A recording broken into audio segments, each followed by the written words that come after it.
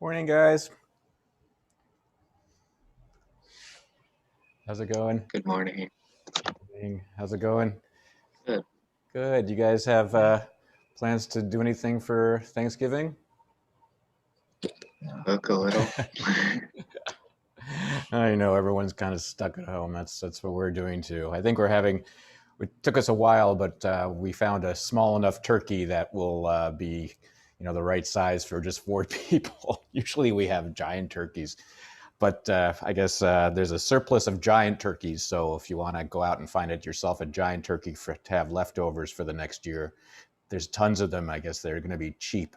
The small turkeys are the ones that are hard to find. So yeah, it's kind of a disappointing thing, but I actually had a meeting with the chancellor yesterday because I'm on a Senate committee, and we had some extra time at the end of the meeting. So he started talking to us about the COVID plans for the university, and I guess he's in touch with the president of UC, who's in touch with the government and all that, and. They are, I guess, optimistic that the vaccine will start being administered, including to university staff starting in December, which is good news. And then they're anticipating that not enough students and faculty will have it by certainly not the winter quarter, but probably not the spring either. They do think that probably most folks will have it over the summer, but right now they're planning for summer courses to be remote, like over Zoom. But certainly fall, they're planning, except for a few isolated cases, that the fall should be back to normal. So they are absolutely planning for in-person courses in the fall, which is good news. I mean, I know it seems like a long time from now, but they do, I guess they've been in touch with the government and they have a sense of how quickly they'll be able to administer the vaccine, and they are pretty sure most people will have it by the end of the summer, which is nice. So it's encouraging. I mean, this period has been awful where I live. I mean, Los Angeles County has just been absolutely hit so hard. It's worse than the actual number of cases per day is worse than it's been ever. So we're staying very close to home. But I think if we can get through the next couple of months, we'll be okay. So, something to be a little optimistic about. It's hard to be optimistic at these times, but I think we're looking at the light at the end of the tunnel at least. So, have you folks heard anything else about courses or anything? Yeah, yeah. I know that sometimes it takes a while for the information to get to the grad students and the undergrads, but I think based on what I mean, the chancellor really did seem pretty hopeful that this is going to be winding down soon. So that's good news. I do think that it's uh, amazing to have just spent 1 year Yeah, out, considering like how terrible this has actually been. yeah, To have a turnaround in 1 calendar year, that's it's pretty good. yeah. It is. It is. I mean, it seems to me like a lot longer. It seems like I've been teaching on Zoom forever, of course, but it hasn't been terrible. But I do miss coming into the campus regularly, and I've been going in once every 2 weeks or so, and it's been a nice change of pace. But it's hard just to And not do whatever you I want to I be. find it difficult to find routine when you're at home all day, every It day. really is. Uh, Yeah, but yeah. I miss the routine of like going in, Mhm. setting up.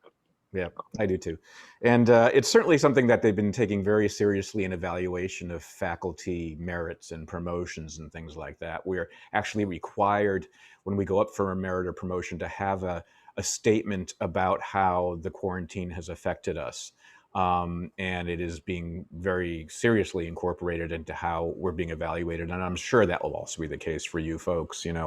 I think it's been a kind of a running assumption that if you needed to take an extra year or so, that's something that the university would work extra hard on to make sure that there was some funding available to you. So, it should. We don't want it to put you in more of a panic than being a graduate student typically involves. So, okay.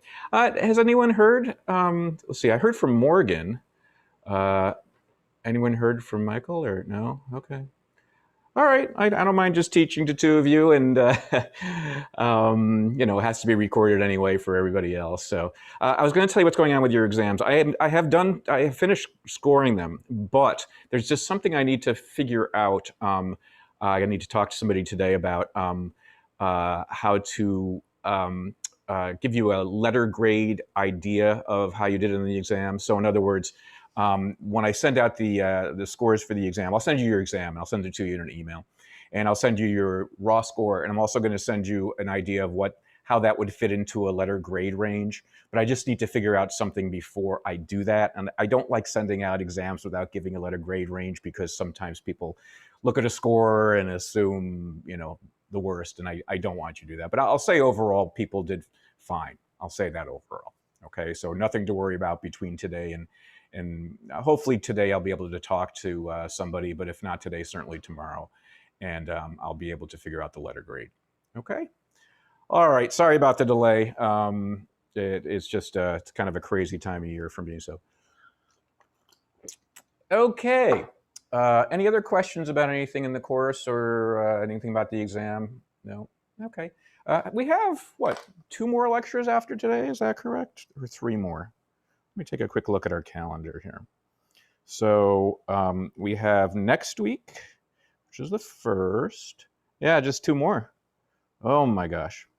So I will lecture on both those days, and then I will certainly, you'll be able to take the exam anytime during finals week up until, let me just take a look at this. Last day of class is the 11th. I believe they're going to want us to submit grades by the 21st.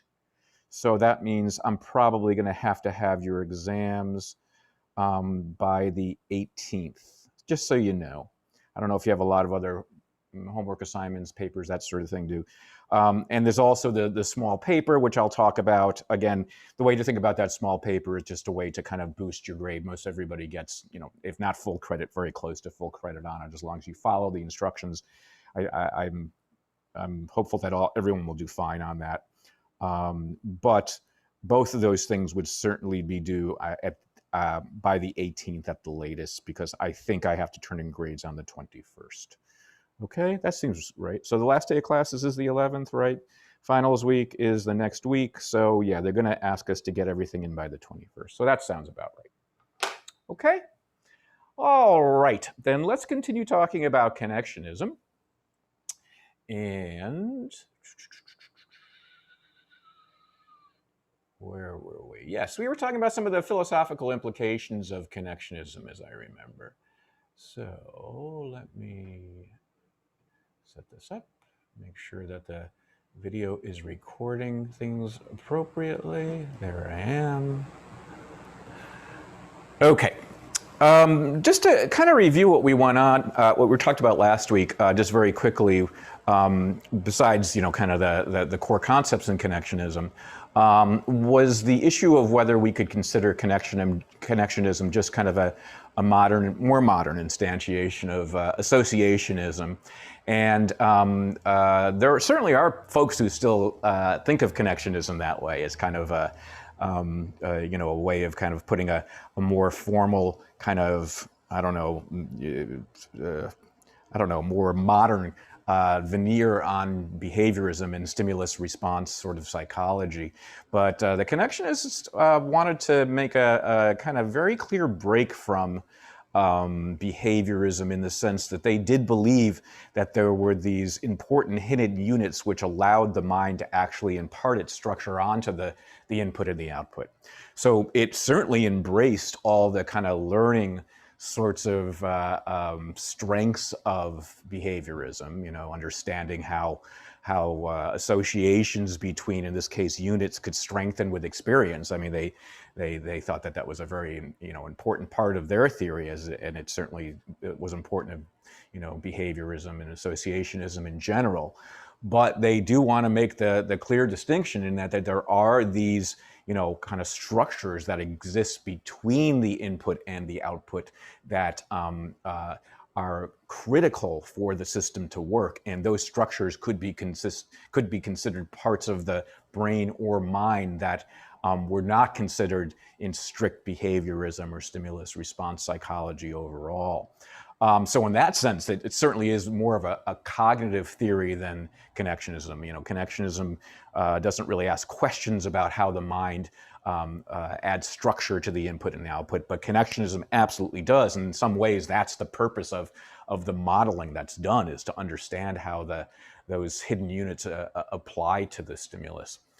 So it's not like an explicit inference making sort of thing. You know, this idea of rules and representation and a language of thought is rejected. However, again, there is a property, a critical property of the theory that involves cognitivism, in that the mind is applying a structure.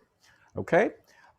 So let's continue and talk about these distinctions a little bit more. And what I'm talking about today comes out of the papers that are part of the connectionist listing that's on your syllabus. It's the last few papers by Bechtel and O'Brien. And I think they do a terrific job. I think these are published in the early 2000s, late 90s, early 2000s. They just do a terrific job of really addressing some of the kind of meta-theoretical, philosophical debate between connectionism and computationalism, and whether there is some sort of way of thinking about them as compatible theories in some form. Okay, so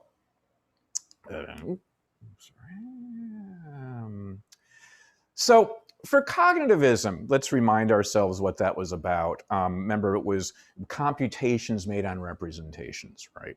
Oh, by the way, I should say here, there's going to be some kind of different language used for old concepts in this discussion. And that's just because philosophers like to use different words sometimes, and you know, for good reasons, I'm sure. But I think for our purposes, when I say cognitivism, when the philosophers in those papers say cognitivism, they are talking about how we've discussed computational approaches. You know, as we were going through the computational approach. And remember, something that was true of all the kind of computational approaches, the processing approaches, was the idea of computations being made on representation. And because of that, because we talked about computations being applied to different representations, or algorithms applied to different representations, we can make a distinction between the process and those representations, right? Regardless how those representations are construed, whether they truly have, you know, whether they are truly meaningful, whether they truly have any you know, basis in the world, basis in reality, and that is different depending on if you're Fodor and other sort of folks. Remember methodological solipsism and all that sort of stuff. But we can reapply the process, reapply the algorithm to different sets of representations. Okay, so that's an important component for computationalism and cognitivism to work. The same process can be applied to different representations. Now, that is not, and what I mean by process here, before we show the contrast, again, are, you know, kind of very clearly prescribed algorithms, whether it's the algorithm, the simplest one we discussed, like for the Ponzo illusion, for size, distance, that sort of thing. That can get reapplied, that algorithm can get reapplied from one situation to the next with different types of input and therefore different representations. So in that sense, there's a clear distinction between the process, between the computational aspect of what's going on and the representational aspect of what's going on. However, these philosophers want to make a distinction between that and parallel distributed processing. And here, again, a language issue. For all intents and purposes, we're going to be describing connectionism and parallel distributed processing as the same idea. Later on, you'll see there's a little distinction, but for the philosophical issues we're going to be discussing today, let's just assume they're the same. Okay? Again, there's this slippage between how philosophers sometimes discuss things and cognitive scientists, and I just want to make sure that I don't want it to be more complicated than it needs to be. Okay. However, what these folks argue is that this distinction between process and representation is not true of connectionism and PDP. Okay, there is no distinction between the process and the representation, because what we're talking about here are representations that kind of, shape the process of, the details of the association. Okay, so the representations and the processes are really, kind of necessarily defining each other. They're pretty much one and the same sort of thing, because it's the connection strengths that kind of create these representations that are distributed over units. Remember that, when just, this form of connectionism involves units that can take on multiple roles, because the representations are actually housed across a group of units, and any one of those units can participate in more than one representation. And that's true whether we're talking about this type of model or the pattern associators, that sort of thing. Okay, and so in a very important sense, the way this works, the process by which this works, is something that's inherent in the structure of the representations, because the structure of the representations is based on the associations. Okay, based on the strength of associations, how those associations change over time with experience, and that is in fact, the representations themselves. So it's not like you can, reapply a specific algorithm from, for this type of input and that type of input and that type of input. Instead, the representations kind of determine the specifics of how this associative properties kind of occur, and therefore they are one and the same. Now, this is a problem, as you'll see, potentially for us understanding kind of bigger philosophical issues, according to some of these folks. They're going to say, we're just kind of to anticipate where we're going to go here, including our quote friend, Jerry Fodor, calling him a friend because he's posed some great philosophical questions, but he's made life more difficult for us. Our frenemy, Jerry Fodor, he's going to say that, this distinction between process and representation is absolutely critical for cognition and all of psychology to work. He's going to criticize connectionism and say that lack of that distinction between process and representation is going to cause some serious problems, making potentially connectionism untenable, a theory that really isn't going to explain what needs to be explained in psychology. Okay, we'll work towards that. Okay, but before we get to the Fodor argument, we're going to talk about another issue having to do with this aspect of connectionism. And this is a question I think that the paper of O'Brien actually addresses. And what O'Brien asks is whether connectionism is intentional. Now, what's meant by intention here?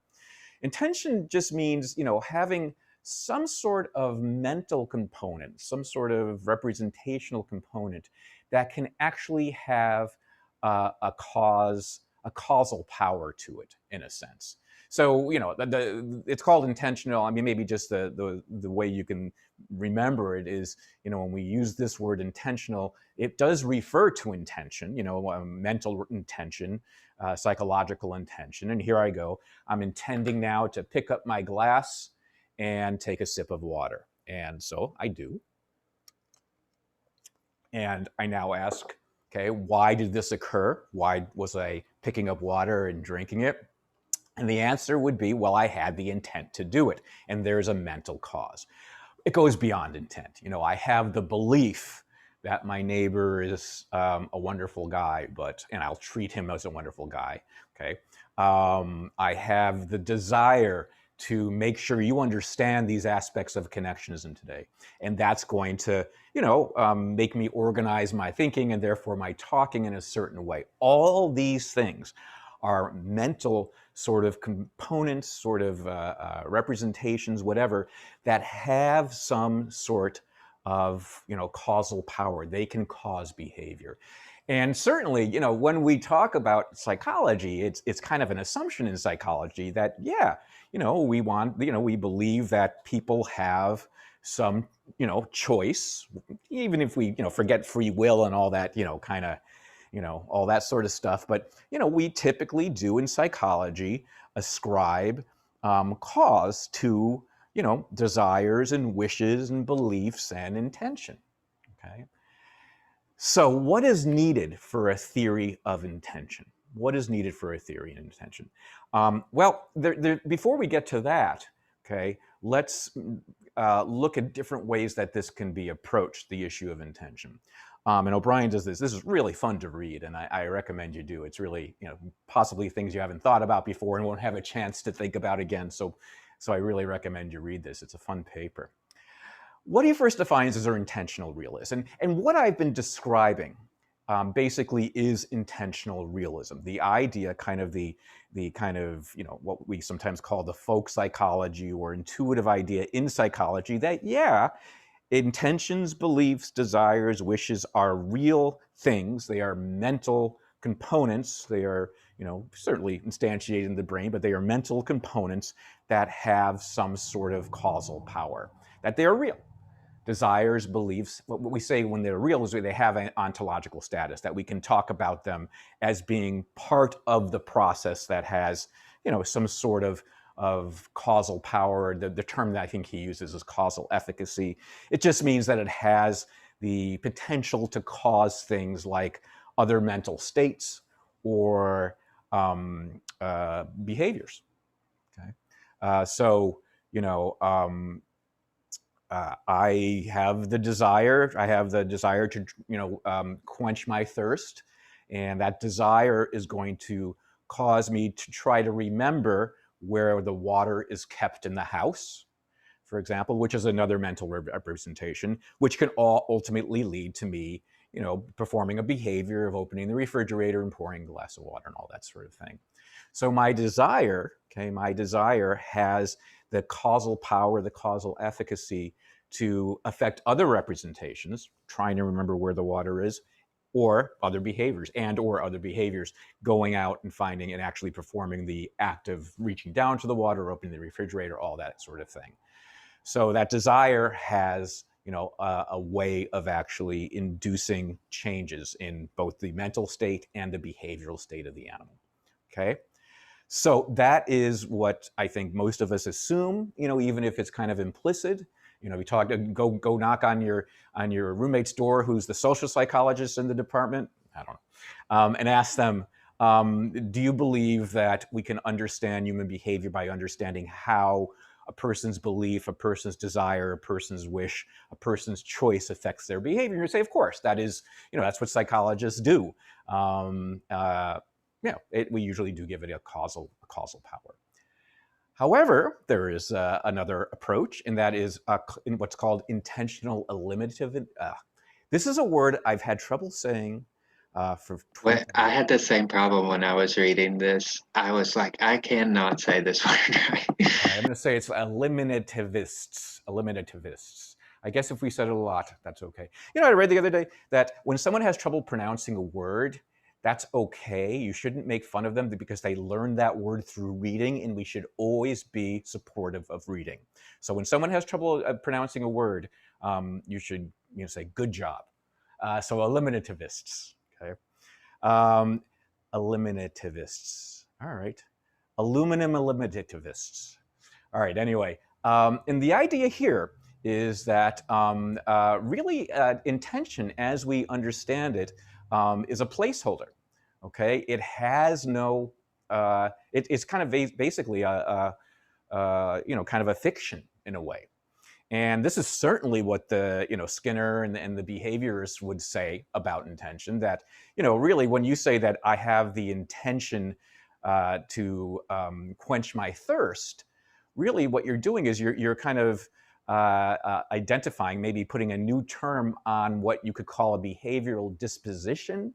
And what that means is that if the body is in a state of dehydration, so if there was water in front of this body, there would be a behavior to drink water.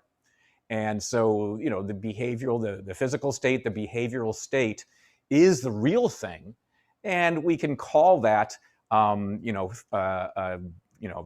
thirsty. We can call that thirsty if you want. but it's just a description, kind of a placeholder for what the behavioral, likelihood is. All right, so it's what they say is it's a placeholder for what I think this author calls a behavioral disposition, and I think it's also a term that Skinner used.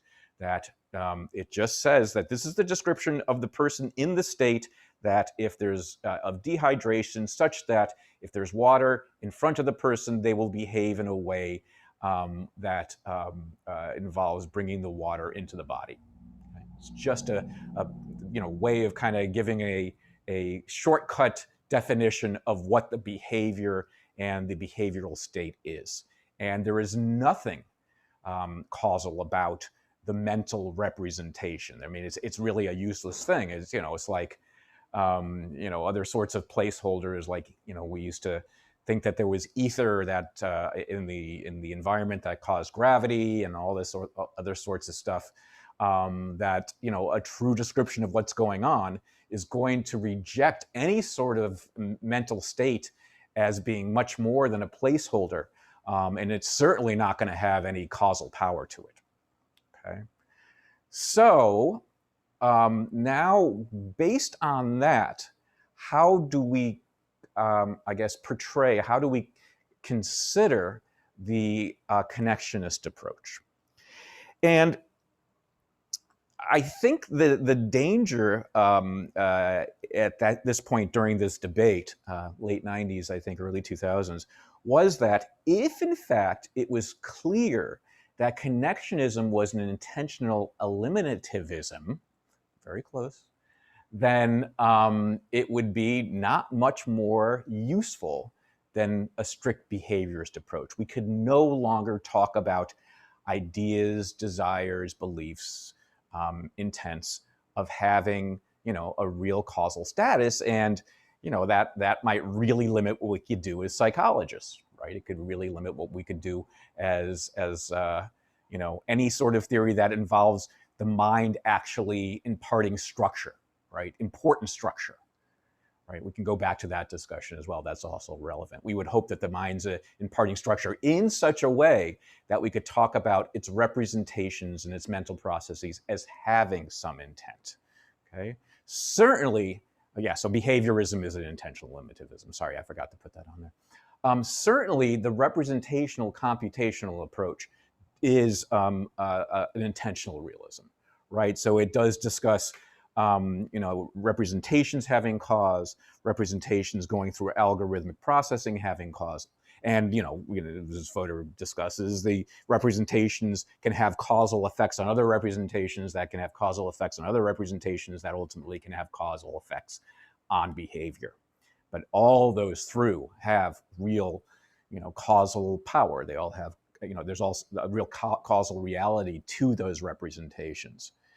And at the time of this writing, this was the predominant approach. Is that what it said? I can't see if it says that under there. Okay, that's fine. But it was the predominant approach as these papers were being written. Okay, so is connectionism an eliminativism? Because it could potentially cause problems. The same sort of, concerns would arise for connectionism that arose for behaviorism. Right, and just to kind of remind you of those, they were like the Chomsky, criticized Skinner when it came to issues of language and a grammar that could be generative in the sense that you could convey an infinite number of ideas from a finite set of units. That kind of generative kind of creativity that happens naturally in the mind it's not clear how that occurs through behaviorism. That was kind of a classic sort of criticism of behaviorism.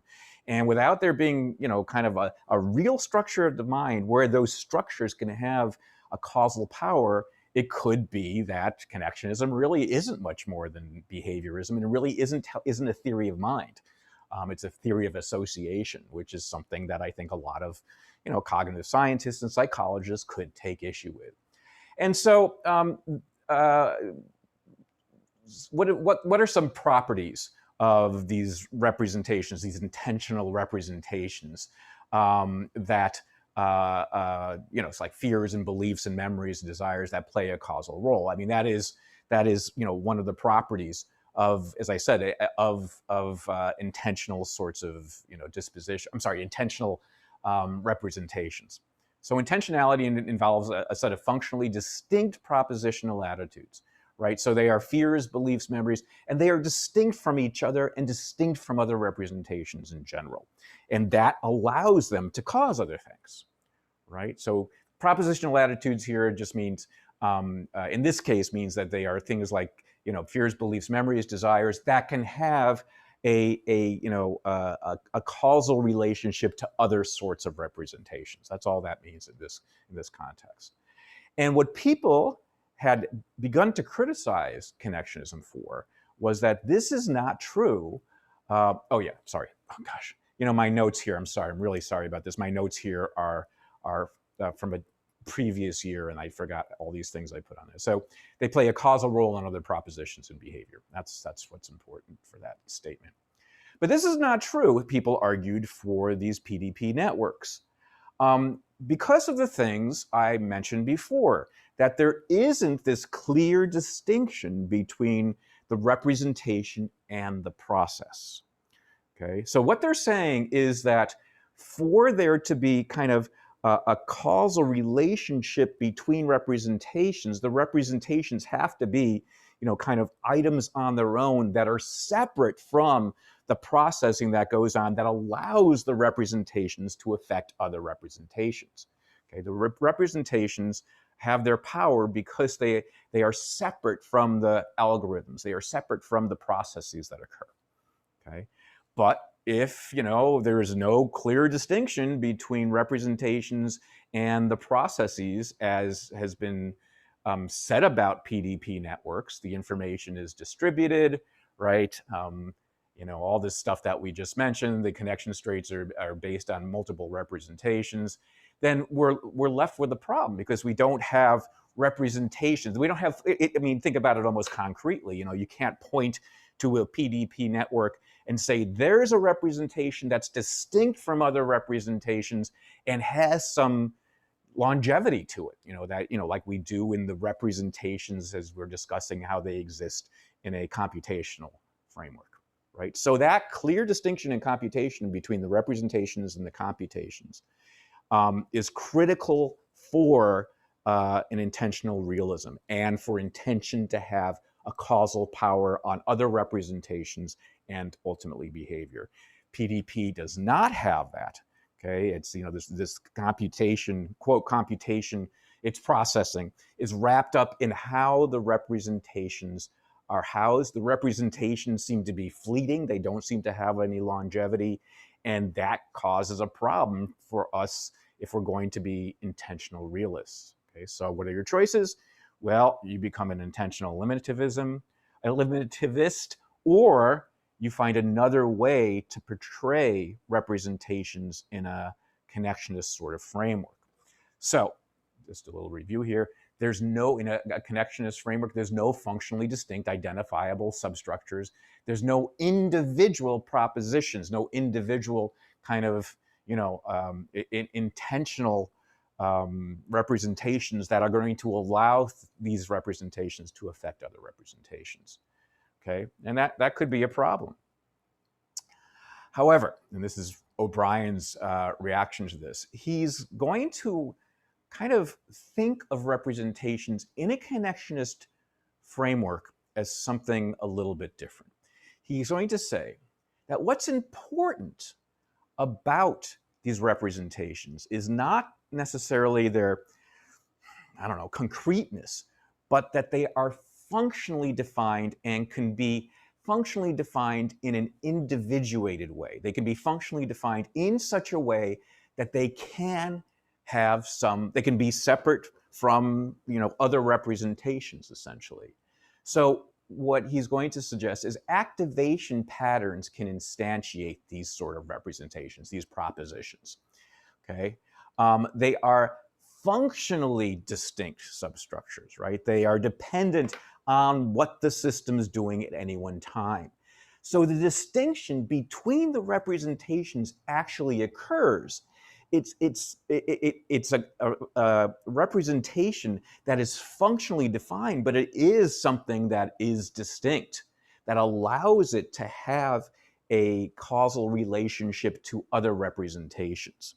Okay, so he's saying that, thinking about, it's not true that the only way to portray distributed representations is having kind of no identifiable representational substructure. Instead, that substructure can be defined, for a specific time in a specific context, and as a functionally defined substructure, it can have that causal relationship to other substructures. It can basically initiate activity in other substructures, which is kind of and also induce a motor response and an input into another network, so other representations of propositions.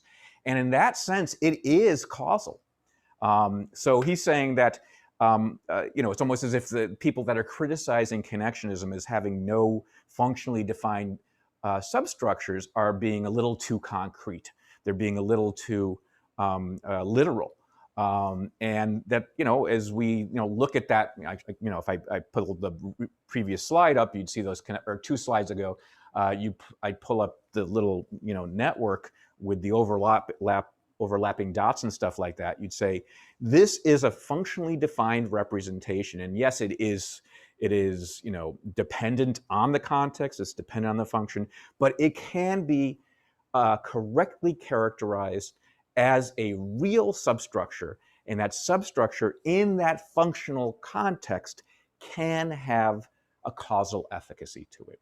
Okay, so he's suggesting that we're thinking in the wrong way about what the representations truly are in a connectionist system. These representations are real, and as functionally defined, they are real and separate from other representations. Okay? Now, they are very brief, right? Potentially, and the fact that they, disappear after the functional context is gone, and that's something that's counterintuitive relative to how we think of the representations that are thought to exist from a computationalist sort of perspective, right? So, my belief that my neighbor's a nice guy is something that's enduring, right? It kind of causes my behavior to, help him bring in his garbage cans when he was hurt, to bring him a bottle of wine when he does us a nice favor. All these things. It is an enduring belief. It is an enduring intention, proposition that's going to affect other representations, of course, and other sorts of overt behaviors. So what goes on with connectionist representations if in fact they are fleeting, if in fact they are functionally defined? We want these things to be enduring. We want beliefs and wishes to have some longevity, even if they change ultimately, even if I find out, I see him being pulled into a police car tonight because it turns out that he's Charles Manson, right? That can change, but boy, that's still, up until that point, it was a long sort of representation of his character, right? And in connectionism, we might not have that because of this, we're saying they're functionally defined. So they are unlike beliefs in how we, kind of commonly think about them, right? But what O'Brien says is, again, you need to take a step back here and think differently about what a representation might be like in a connectionist system. And rather than think of them as, again, things that are instantiated in just the functionally defined moment, think about the connection weights that allow them to be, to have the disposition to be a representation. So he calls these activation dispositions. And so what he's saying is that you can think of the representation not as activated units, okay, but instead the potential for these units to activate together. And that potential, okay, that disposition for these units to activate together do have some longevity. They do have a sustaining sort of truth to them, right? So what he's going to call a connectivity matrix, we discussed this, where the connectivity patterns and the weights are things that exist. These are part of a representation. They don't have to be activated to be a representation. They just have to have the disposition to be activated in a specific configuration, okay? And that has a longevity to it, right? That's kind of the point of learning, right? So you're changing the balance of weights over experience. The more I get to know my neighbor, the more those weights are kind of balanced in a way so my representation of him is of a kind, wonderful person, even if I'm not thinking of him, even if he's not playing a role, an active role in being an activated kind of spreading representation. The potential is always there because of the nature of those connection strengths. Okay, and so it's kind of the difference between implicit and explicit representation. And what I mean here is not our awareness or anything like that. This is meant in a different sense. It's just, is it a kind of a current representation that would be, I don't know, observable by doing some sort of scanning or something like that? Or are we talking about the representation that exists for the disposition for that explicit representation to be activated at some point? And so the longevity of these representations exists, just not in the way we typically think of them from a computationalist perspective. Now, I want to be careful here. I kind of went into the neurophysiology, and I don't want to clutter it with that. These folks would, certainly philosophers would not want to clutter it at this level of debate with the neurophysiology. So let's make sure that we don't kind of automatically reach conclusions based on the neurophysiology. We certainly will want to do it in the long run, but let's just think about how these things might work in principle. And I think in principle, it's absolutely true. You can certainly imagine that here are all these connection strengths that have been built up over time, and even if currently there's no activation of that representation, okay, there's the potential for a very specific representation to be activated, and that potential can be considered the enduring part of the representation, even if it isn't actually, it isn't, lighting up. So it is an implicit sort of representation, and that implicit representation is what is needed for enduring sort of intentional components to exist. So I think that's kind of an interesting way of thinking about it. So what O'Brien says is that he concludes then that connectionism is an intentional realism. And it has these critical components of intentional sort of mental states, but they have to be considered in a different way. But once they are, they can have the same sort of causal power as the representations that exist in a computational approach, even though the representations in a connectionist approach don't have this sort of very clear distinction between the representations and the computational algorithms that manipulate those representations, which I think is a really interesting way of thinking about it. He's just thinking, let's be more sophisticated about how we think about these representations and see that we can address this concern that everybody had about behaviorism. And what Brian's saying is, no, if you think about it the right way, this is not behaviorism. This is a model where the mind is certainly imparting structure to the input and output, and it's imparting structure in such a way that we can talk about the mind kind of creating or having the mind representing things that can have a causal power to represent other things and affect other things in the mind and in behavior. It's just a question of being a little bit more sophisticated about how we think about what a connectionist network is like, what it represents, whether it can have longevity. But once you do that, it has the same power as a computational representation. Okay? Any questions at this point? I know this is a lot of new stuff. It's kind of complicated. I urge you to go back. It sounds like some of you have already read the paper, but do please read the paper if you don't. I think it's it's kind of an important way of kind of thinking about the right way of imagining how a debate like this might occur, and or a debate like this might unfold. And I think O'Brien does a really nice job of saying, yeah, no, we can talk about this as a true cognitive psychology, unlike people have thought about behaviorism. The mind has structure. The mind has structures in it that have some sort of causal efficacy, and that's an important component. We're with you, Fodor, and the computationalists. We're just looking at it a little bit differently, and maybe a way that's a little bit more consistent with how we understand, kind of emergent properties of nature, and maybe a way that concentrates on learning, maybe a way that's a little bit more parsimonious than having explicit rules. Okay. Yeah, I had a quick question. Yes.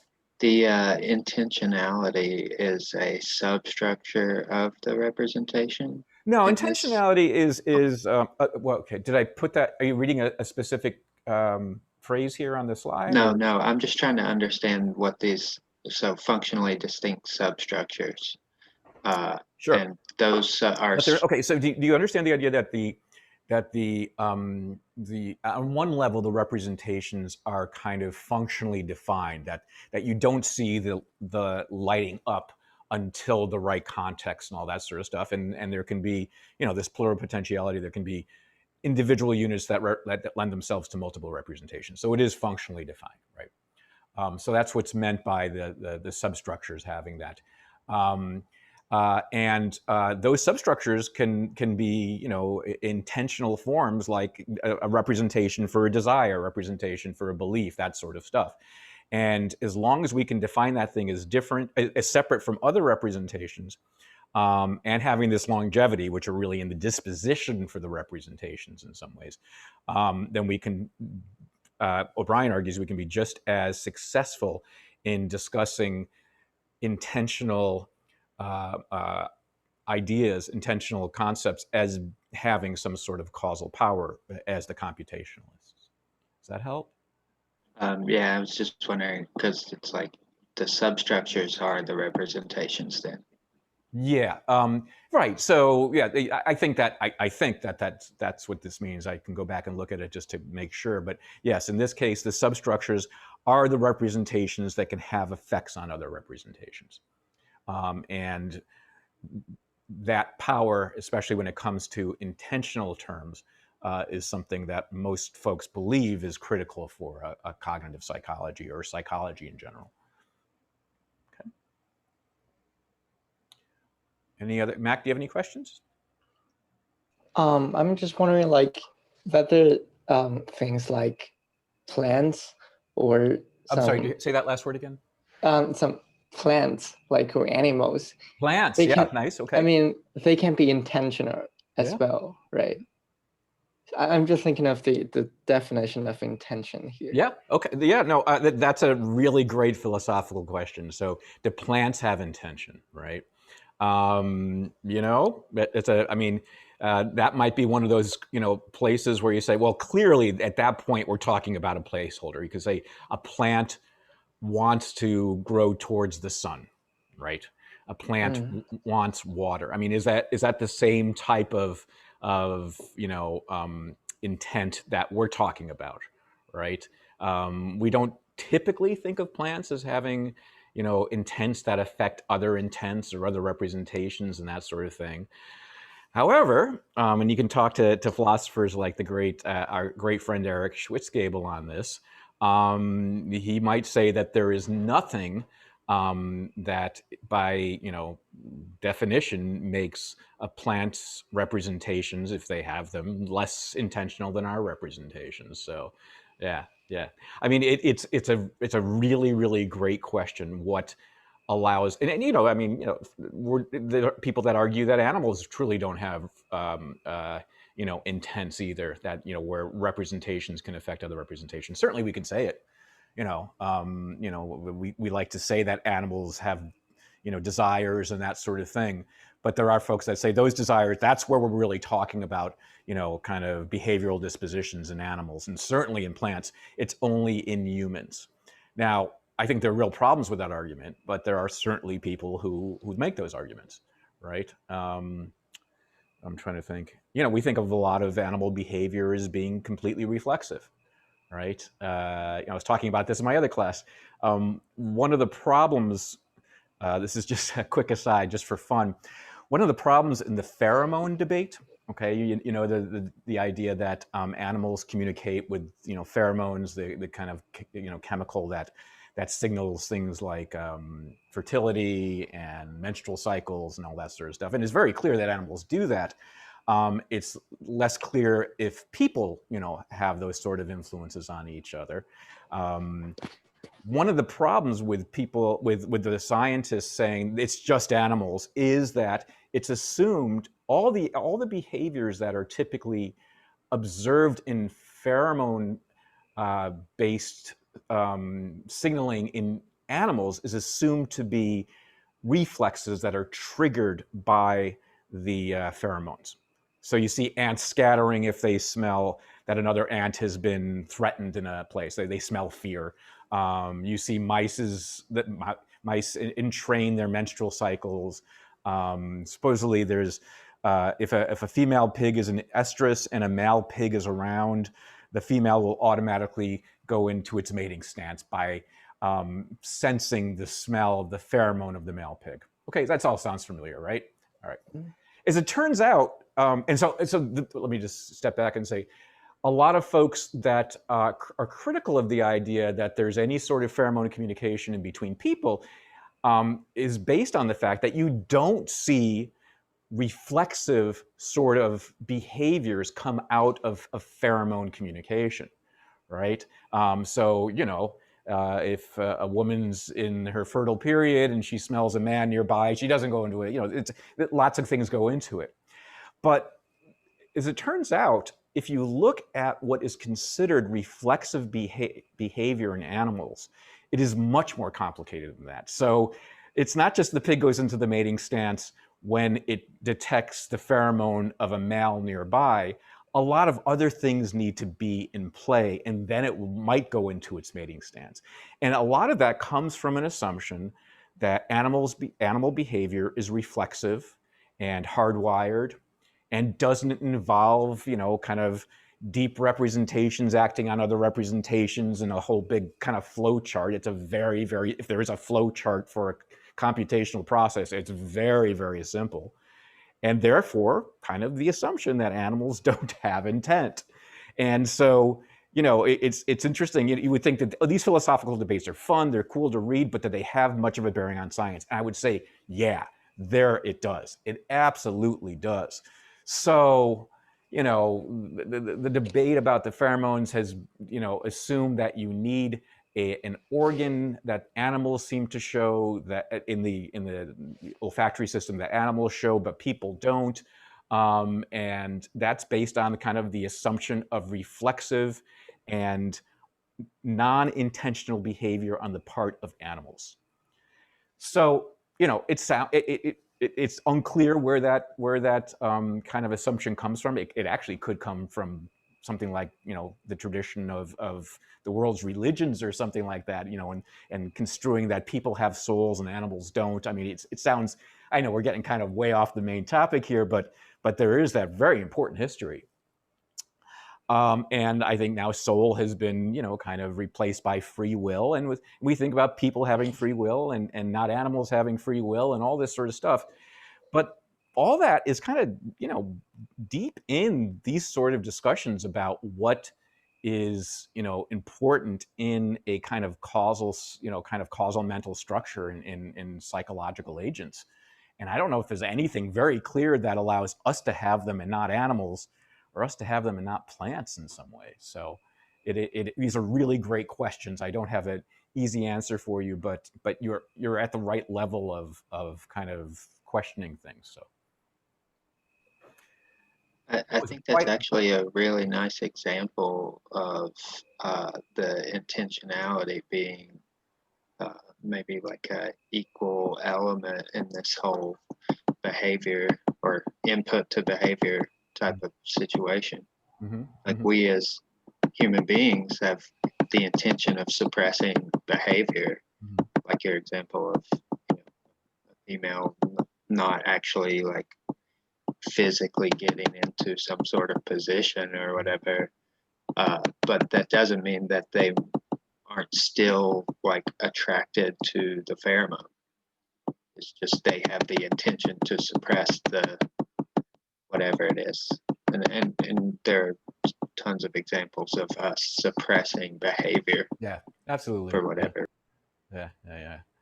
By the way, I heard a kind of rhythmic clicking on somebody's microphone. I don't know if that, maybe there was some feedback. Is it? Oh yeah, it is here. I don't. Maybe your phone's nearby or something. Sometimes that does it. But yeah, I think you're absolutely right, Hunter. I think that it was really interesting. There was actually an article in the New York Times this weekend. I'll see if I can send it to you folks on our assumption. I mean, it was an assumption about the brain is for thinking, and it really isn't for thinking. I mean, it came down to kind of a mind-body question. But what this person was arguing is that, you know, the anxiety you're feeling right now is not the brain's reaction to mental causes, but your brain's reaction to physical states. You're kind of seeing a byproduct of the physical state of your body, which is going through, you know, kind of a reflexive sort of stress. And so don't give your complex mental states very much credit. It's not worth it. It's really just something that's you know, completely kind of physically induced. And it's interesting, you know, she does a good job of kind of bringing up the issue, but then later on she does talk about there being mental causes without kind of clarifying what she means. But it is, I mean, it absolutely is a far-reaching sort of question, and you know, there are, you know, if you're really interested in this stuff, again, I urge you to take an Eric Schwitzgebel class. He has a stance. He's written papers about consciousness and whether we can think about everything having some element of consciousness, not just biological systems. And, you know, it seems really far-fetched to me, but the arguments for that idea are, you know, fairly, I would say, fairly consistent with them, you know, at least self-consistent. So it's an interesting thing. Anyway, I don't know how we got to connectionism to pig mating, but there we go. All right. Any other questions? I don't want to kind of stifle anybody. Yeah, you okay? All right, let's continue talking about this. And now we're going to actually bring in our frenemy, Jerry Fodor, because I still think he's one of the clearest thinkers on some of these issues.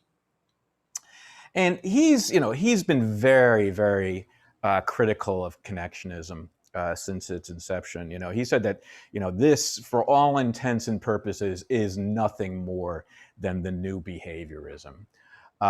And so he's willing to, Polition's his co-author in this paper. And actually, I think what I've posted is a review of Fodor and Polition's argument, not its original argument. So I can, you know, it's cited in there if you're interested in it.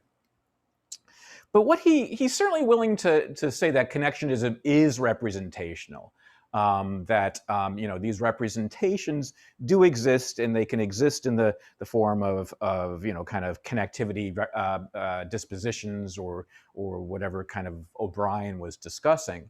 But the idea that there is no algorithmic sort of component to how a connectionist network works is a serious problem, and enough of a problem for him to reject it as a viable sort of a theory of psychology, of cognition in psychology. So he thinks that it is a representational sort of theory, but it is an adequate theory. And he is really a proponent of this idea of the language of thought. So what he's saying is connectionism does not allow for there to be a true sort of complex kind of syntax to the way these representations can influence each other. So he's allowing for them to be representations. Okay, he's, you know, disagreeing with kind of the hard line perspective that these are not truly representations, that aren't going to have some causal relationship. But the causal relationship, he's going to say, is inadequate, because what you really, really need, both for languages and more critically for cognition, is this idea that there is a syntax to thought. And what he means by thought here is really all of cognition, all of mental process. So there's a language. I've always kind of taken issue with this. It's fine for philosophers, but it's not fine for us cognitive psychologists. When he says language of thought, he means language of cognition or language of mental process. Think of the language of mental process. All mental processes, he says, are based on something like a language. Now, what is it about a language that is critical for mental process to be viable? And what he suggests is there has to be, as I've been implying, some sort of syntax that allows combinations of representations into new representations. Okay, and so it's the idea that, you know, like you can combine stored words into, you know, by combining them, you can get a new idea out of old representations, is absolutely critical for mental process to occur. And there has to be a syntax-like relationship between the representations. They have to occur in the right order for it to be a viable theory. So this is the old Chomsky criticism of Skinner, that there has to be, in language, just in language, there has to be an unlimited, an open number of ideas that can be based on a finite set of representations. So in discussions of language, you know, Skinner would say that, you know, words get strung together in language because one idea is associated with another idea and associated with another idea and that sort of thing. And these ideas are things that, you know, of course are mental placeholders, but their association, if you want to talk about them like this, are really kind of prescribed through the associations between them. All right. And what Skinner said, what Fodor's saying is, yeah, that's not going to do it, because all of language is based on the potential of being able to take a finite set of ideas and bring them together for to convey a new idea. All right. And there's some kind of classic sentences, I can't remember any of them now, where he said, you know, here's a group of words that have never been put in this, you know, combination before that convey a new idea. And it's an absolutely absurd idea. Maybe you folks remember these, something about dreams sleeping furiously or something. I can't remember this right now, but again, it's just, you know, there's an infinite number of possibilities that can come out of a finite set. And what allows that to occur is the kind of applied rule system that allows these words to be strung together in a way that shows their relationship. Okay, so yes, the syntax of different languages all over the world are different, right? You know, sometimes the nouns come before the adjectives and sometimes vice versa. That's fine. But all languages have a syntax. And therefore, or, you know, that's kind of an example of how all representations are kind of couched in a syntax of mental processes. And, you know, so he's saying that like the representations in a language, the representations in the mind also have to follow a critical syntax, because that's what allows, again, a constrained set of representations, of mental representations, to provide an open-ended set of ideas, creativity, any sort of that, a creative or a generative sort of process that exists in the grammar in language and grammar of the mind, of mental process. So unlimited propositions can be built from a finite set of representations. That's true of languages, and it's true of mental process. Okay. He's saying that that is the critical feature that connectionism lacks. Okay, and let's talk about this. So yeah, human language. Okay, let's talk about, this is actually one of the only places I'm actually going to distinguish parallel distributed processing from non-distributed processing sorts of models. So what he calls a localist semantic network, in other words, it's going to be, you know, it's not like there's plural potentiality. You know, it's not like units are being have the potential to take on multiple roles. It's more like something like each unit, in fact, can stand for a particular feature of something that's being represented. And I should have put up our little, you know, our little network here with the dots and stuff like that. But it would imagine, like, you know, imagine 3 yellow dots or 4 yellow dots are lit up here. And this is, we're going to be talking about this in a second. It stands for a cup of coffee. One of those dots could represent the, you know, ceramic nature of the cup. Another could be the liquid of the coffee, that sort of thing. So each of these little individual units represents a component of the entire, and that would be considered a more localist semantic, non-distributed network. Okay, because each unit has a specific characteristic, and yeah, they're brought together to represent a whole idea, such as a cup of coffee. But it's not like each unit can then, you know, participate in other representations and that sort of stuff. Okay, so each unit is a hypothesis or an item, just an item we can call. So think about the cup of coffee. I think just having a concrete example is great. Each of those little units can be a characteristic of cup of coffee. So ceramic would be one of them. And as I said, liquid would be another, hot would be another one, that sort of thing. So each of them has you know, some sort of representation. And the inference is absolutely not a result of the syntax between them, because it doesn't make a difference, because the relationship between them based on this sort of model isn't really going to be useful, right? So in other words, the fact that they're all lighting up together doesn't really give you very much about the critical relationship between these things, right? These are all just characteristics. And, you know, I'm probably be creative and think about there might be ways out of this. But he's saying that, you know, to consider a cup of coffee as just a collection of characteristics is going to be insufficient. It's got to be a collection of characteristics for which the relationship between those characteristics have a very specific nature. And without that relationship, it really is kind of just a meaningless collection of characteristics. And he's saying that, you know, if that's how we're going to portray cup of coffee with these characteristics, you're going to be missing something. Okay, so there's no syntax that's going to allow the relationship between these characteristics to have any, you know, meaningful kind of role in the representation. So he then goes on, they then go on to consider what a distributed system might be like.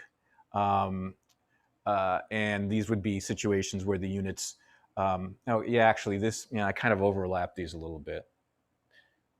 That's okay. It's not, I just want you to kind of understand, I'm not sure if it's that important to understand the distinction between how they see a distributed versus a localist network, but yeah, I see what I did here. So for a distributed system, each feature can encode, yeah, I did make this mistake, sorry. Units can encode features of the represented item. So here's actually what I was talking about before. So let's just forget the distinction between localist and distributed here. And this is again, I'm just going to repeat what I said before, that the cup of coffee can be construed as, you know, being made up of characteristics that are each represented in a unit of porcelain, curved surface, brown liquid, and the contact between them. Okay, hold on just a second. Yeah. Okay, so you can have units. Okay, I understand. So what's different between the localists and the distributed is now you can start talking about the relationship between the units, that sort of thing. Okay, that's a problem. That's not a problem. So in theory, what you're getting here, he would argue, is what's called kind of, you know, compositionality, a new idea based on new interaction information. So in theory, he would say potentially this has the possibility of allowing for you know, some sort of true kind of generative characteristic of the mind, like we see a generative characteristic in languages. You know, again, finite set of characteristics can bring about an infinite set of ideas, okay? But he says that if you really think about how these things are related to each other, okay? Yes, we can talk about there being there could be a unit that represents the contact between the surface of the porcelain and the brown liquid, but more is still needed. You need more than just a unit that represents that. He's saying this is not true composition, because in true composition, there has to be, again, a critical ordering of these characteristics to fully describe what this kind of enduring representation of a cup of coffee is. So what he's saying is, like, you know, these micro features, these individual characteristics of porcelain, curved surface, brown liquid, and even, you know, we have a representation here for the contact between them, is still not enough. What you need is an ordering of these things. You need to have a relationship between all these things, or you're going to ultimately, you know, run into trouble. Right? So these micro features, and all that's meant by micro features here are each of the characteristics of these units. Okay, these need to have some sort of you know, kind of syntax implied in what the units are, and so they're not syntactic units. There's no kind of implication by the features what the syntax is going to be, and so we're gonna, you know, again fall short when it comes to what the mind really involves, which is something like a language. And we know here's a, you know, kind of this classic example of the same units allowing for more than one concept to be conveyed. So dog bites man is not the same idea as man bites dog, but they are exactly the same components.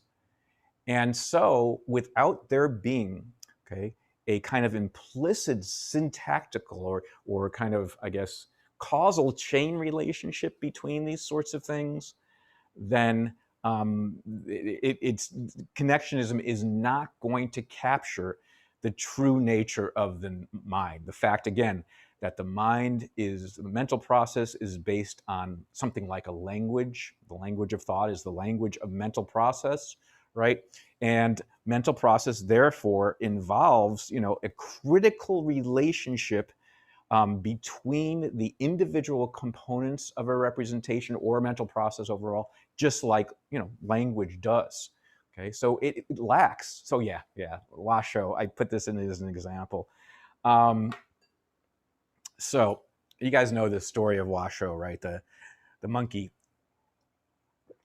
Washoe is one of these experiments, and when was this done? I think in the 60s or 70s, where they, you know, this couple, husband and wife research team lived with this monkey, or it was a chimp, and you can find videos of these online, where they taught him sign language. I think they taught him 120 signs or something like that, and it's adorable. You know, whenever you see a chimp running around in a diaper, it's always cute. They live with him. You know, they live with him in I think a mobile home or something like that, until he got a little too big and a little too chimpy. But there's some great video. You see him, you know, kind of signing things. So, you know, he wants to be tickled, all this sort of stuff. And they tickle him. It's very cute.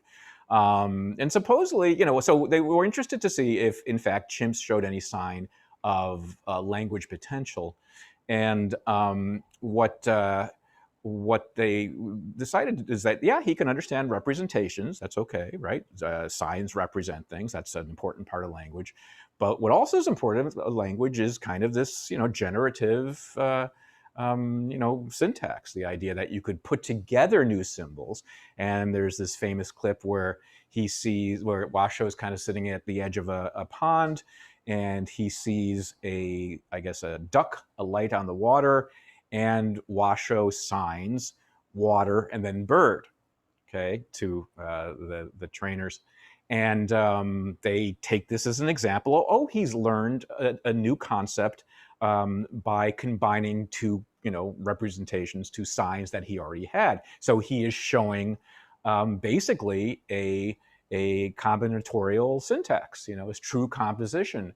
where he's, taking two representations, making them into something new. Exactly what language does, what Chomsky wants language to do, what he's saying is important in language, and for our purposes, what Fodor is saying is important for mental representation, for mental process in general.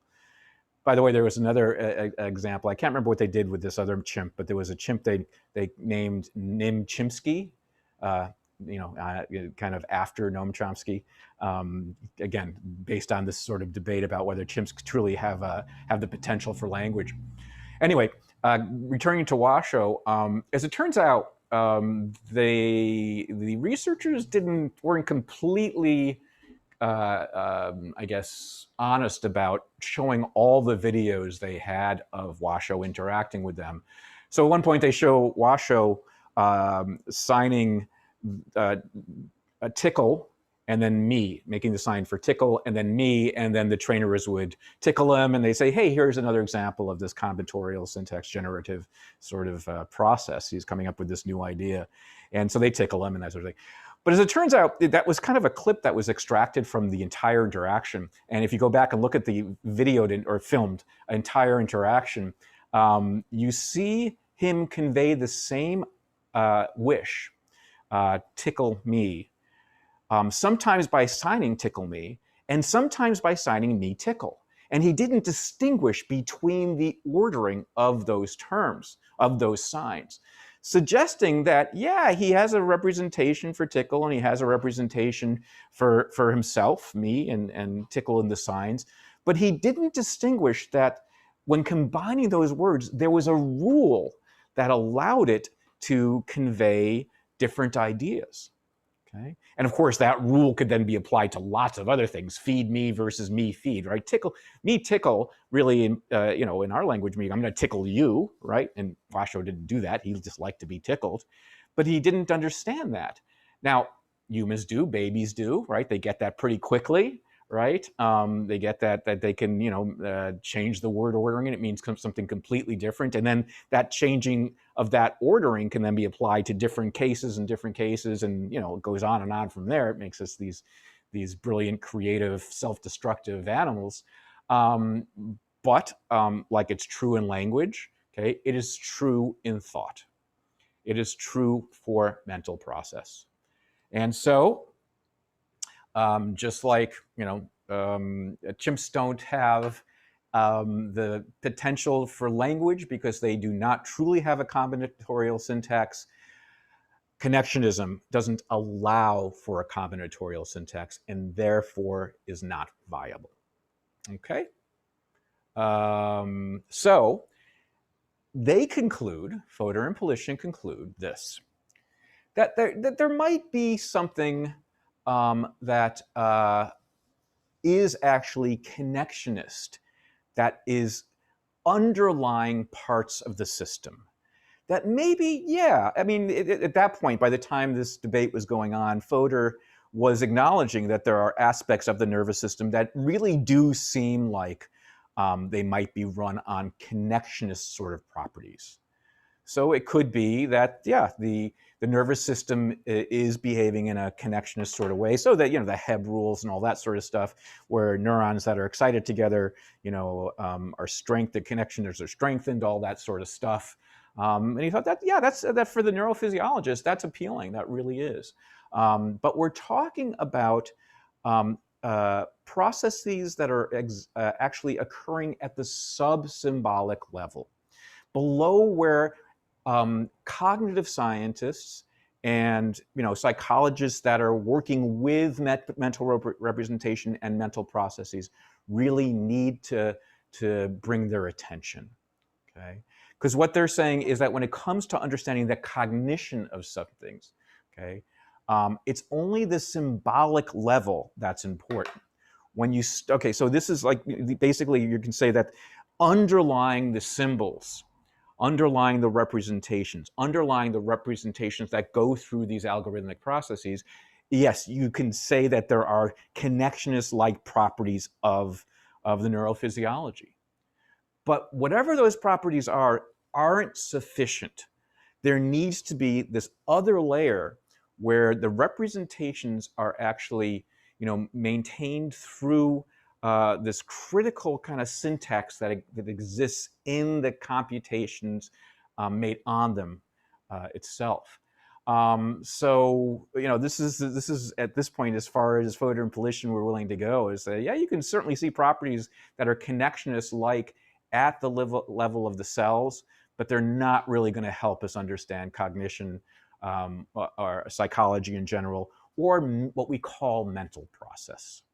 At that point you can find correspondences and stuff like that, but there's nothing inherent in connectionist systems that are going to allow us to truly understand mental process. To understand mental process, we need to have insight into the language of the quasi-language aspects of mental process, and you just can't see that based on connectionist approaches.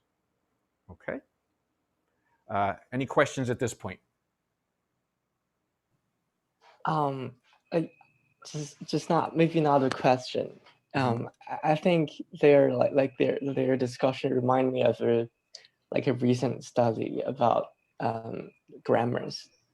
Yeah, it shows that the macaques, that the monkeys can learn a reverse order of things, and that kind of order can be generalized to other sequences. Yeah. So it seems like they can learn, to some extent they can learn about some grammar orders.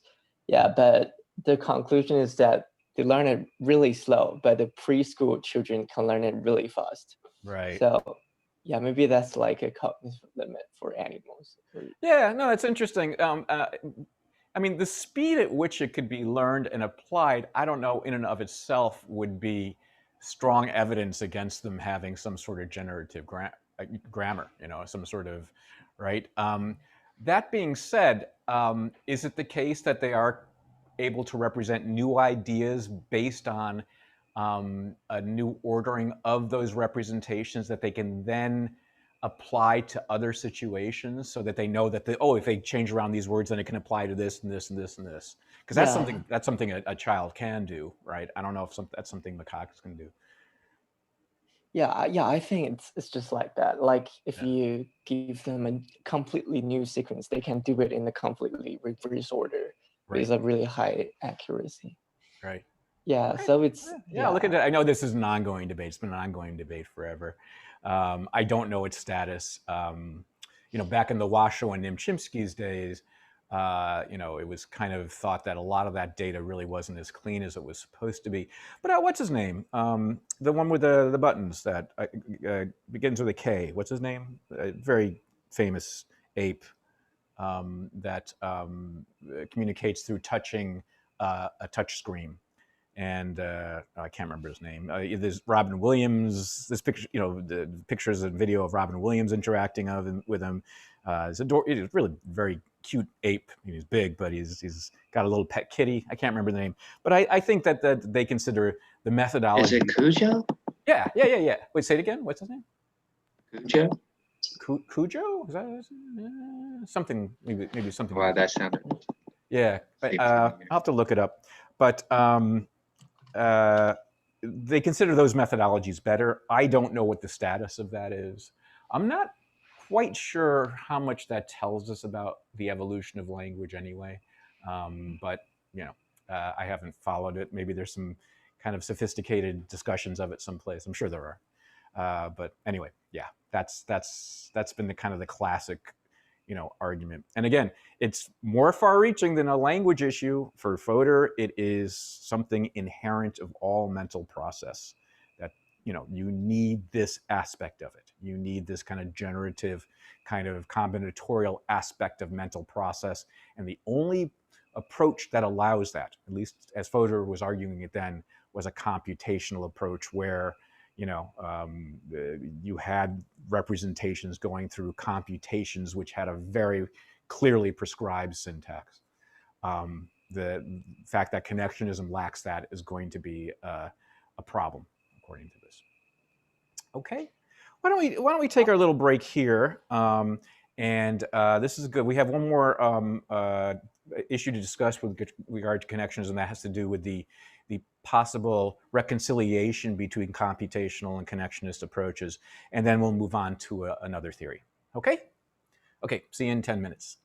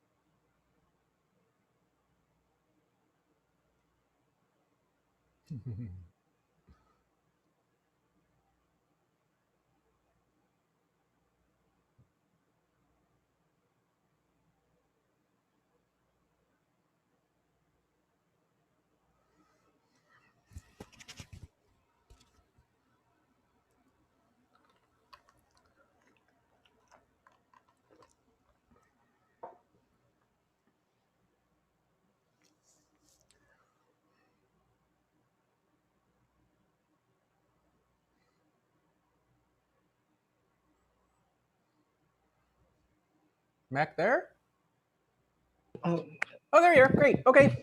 Just want to make sure you don't have to show yourself if you don't want to, but just wanted to make sure you were there. Thank you for sending that. You might want to send it to Hunter as well. Mac sent, I guess, a reference of the paper, of the macaque paper that you were just talking about, right? Yeah. Oop. oh my God, I forgot to open it. I mute myself. But I don't know how to send the reference to Hunter in this chat. Oh, you can't send it to each other in chat? Oh, I guess I have to set that up, huh? So maybe it's my bad because I'm using no, my phone. it's me, and I think I know why. This was something I was dealing with the other course. Hold on a second. What is going on here? Hold everything. Okay. So my other course has 250 people in it. My undergraduate course has 200. And they wanted to, when they first started, they're mostly freshmen, and they wanted to be able to talk with each other on chat during the class.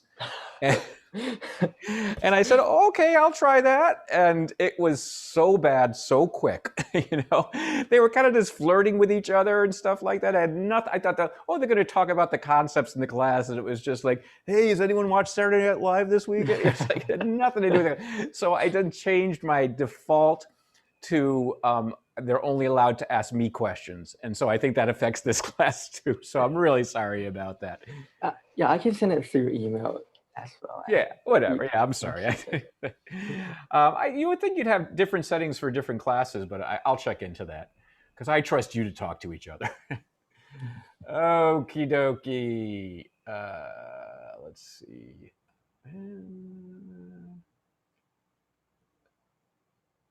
Okay, so where were we? Here, right?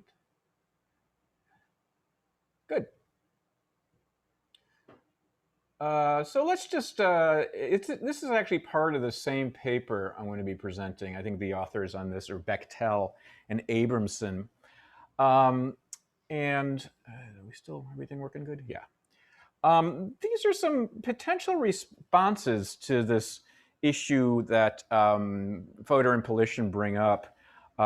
In doing so, in their responses, they actually consider different ways that computation and connectionist approaches might be compatible, which I think is always an interesting thing to do. We'll be doing some of this at the very end of the quarter, where we try to look at the potential compatibility between a number of different theories we've discussed, but this is a good place to do it here for these two theories.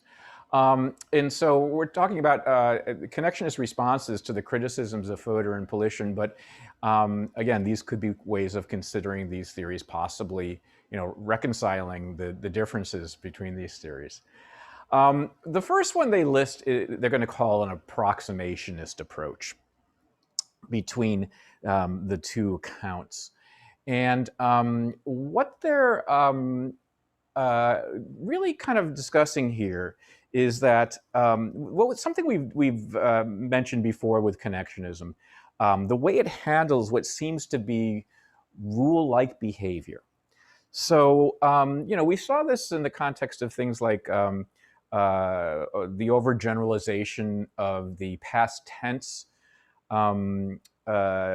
rule in language acquisition, right? Kids say woked rather than woken, and what went and goed instead of goed, where they were applying ed, kind of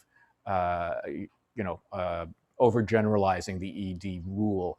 And that's been taken, for forever as an example that the child actually has learned something like an explicit rule of how to make nouns or verbs past tense.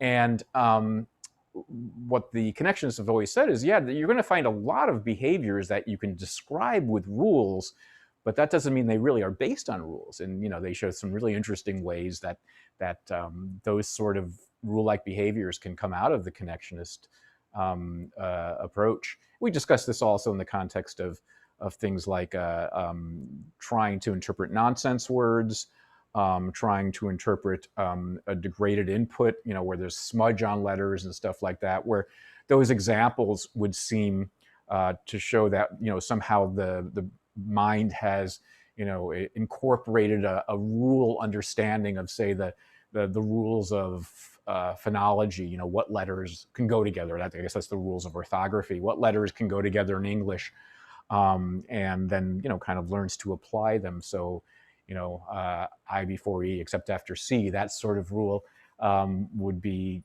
something that is rule based, and that would be kind of more consistent with a kind of very clearly prescribed computational sort of algorithm than it would be a connectionist approach. But the connectionists are able to show again and again ways in which rule-like behaviors seem to be explainable through connectionist sorts of systems. So that's really what this approach is talking about. So even what they're saying is, even when you're talking about things like a generative grammar or something like that, really what you're looking at is something that acts like a rule, something that acts like it needs a rule, but there are potentially ways of explaining it from a connectionist perspective. So this is not really kind of finding a way that rationalizes or kind of brings together the two accounts, but rather how a connectionist system can sometimes seem like a rule-based, more computational-like system, but still be connectionist at heart. Okay, so the idea is that when you make a symbolic model, whether it is the model, the rule-based model that would describe what goes on during language acquisition and applying the past tense rule. Okay, yeah, it can describe it fine, but it's not really explaining it, because the true explanation, they would argue, lies at the connectionist, kind of network. Because the symbolic approaches are more brittle, they're less parsimonious for the exact reasons we discussed before, right? That was one of the appeals. Remember, we discussed all the appeals of the connectionist approach in that slide, that it seems to be more graceful in how it deals with degraded input. It seems to be more graceful in how it deals with degraded parts of the network itself. Much more so than the computational approach, just based on the kind of flexibility or the malleability of the the networks themselves. They're based on graded strengths, not kind of on-off sort of on-off states. So they become, they are much less brittle. They can handle things. They can handle these degradation gracefully. And the other thing is that it seems more parsimonious. And at this point, they were talking about it having more parsimony with the nervous system, first of all. Kind of a more kind of modern understanding of the nervous system, and still maybe more parsimonious with systems that you see in other, sciences. Kind of order out of chaos sort of explanations, emergent property explanations, like we discussed in the context of termite nesting and that sort of stuff. I mean, it is certainly much more consistent with that than a computational sort of perspective. I mean, just to kind of be almost superficial, but kind of capturing this, a computational. A classic computational view of how termite nests are built has to do with a kind of very formal and representation of what the nest will look like, that then the termite follows through a set of steps, that sort of thing. So it's not really an emergent property at all. It's something that's very, very clearly and detailed prescribed in the process of the termites, versus this kind of emergent property explanation, which is more kind of akin to a connectionist sort of approach where it's the kind of interaction in the components and how those interactions change that then allow this to emerge, which is, again, more consistent with a connectionist sort of approach to the mind, which is, more parsimonious. Symbolic approaches don't have that. And, some symbolic approaches in theory are really kind of embracing this kind of ghost in the machine thing, because, even for Dennett with the computational sort of solution to the homunculus problem, we're still left with the problem of how all this kind of complexity, all the kind of complexity of the computational system is brought to the animal to begin with, right? We discussed that a number of times. So this potentially, the connectionist approach has that appeal. Symbolic approaches, symbolic here, by the way, means computational. I just realized that we're using that term. Symbolic approaches, which are computational, that's how it's interpreted according to these languages. The language by these authors are more brittle, less parsimonious. So here, I should have said this before, symbolic here does mean computational as we're understanding it. And then when you look at all these sorts of things that we can describe with rules, they just because we can describe them as being based on rules doesn't mean that they are driven by rules. And again, we've seen examples of this again and again with regard to, termites or language development and all that stuff. Emergent properties can be described as if they are guided by intricate, detailed rule systems, like the blueprint for the honeycomb, the blueprint for the termite nest. And yeah, you can describe them like that these animals have that sort of rule in their brains, but that doesn't mean they do. There's other ways that the system can emerge that seem more parsimonious, and even if they appear to be rule based, that doesn't mean they are. They can be described with a rule. That doesn't mean that they're actually driven by a rule. Right? You can certainly describe anything with a rule. You can describe inanimate physics with a rule or something like that, but that doesn't mean it's based on a rule kind of cause as part of the system. And all the evidence we've just talked about. So the non-words, the past tense rules, there are examples in that paper that describe how you can actually show what looks like syntactic processing with these systems, and it's kind of interesting. So even what they're going to argue is that criticism of Fodor's that there's nothing like that appears to be like a combinatorial syntax in these systems is true, that these systems aren't based on a combinatorial syntax, but they can show behavior that can be observed to be a combinatorial syntax. So they're saying that there are solutions to Fodor's criticism, and it's very complicated. I'm not going to get into that, but you should just read through it quickly to get a sense of how that sort of thing has been addressed. So that's the first response, that the idea is that, you can describe things with rules, you can describe things that look like computations on representations from, a classic computationalist perspective. But, when you get down to it, these things can also be explained by connectionist systems. And connectionist systems do have the advantage of a more kind of parsimonious approach to these complex problems. So, just because something is rule-like doesn't mean it's rule-based. That's what's meant here by rule-described versus rule-governed. So that's one possible response. That's one way of thinking about how the theories can maybe mesh together, or at least how you can rationalize the theories. And in this one, I think, clearly the answer is the connectionist is really getting to the heart of things, even if it seems computational on the surface. Okay. The next is what's called the compatibilist.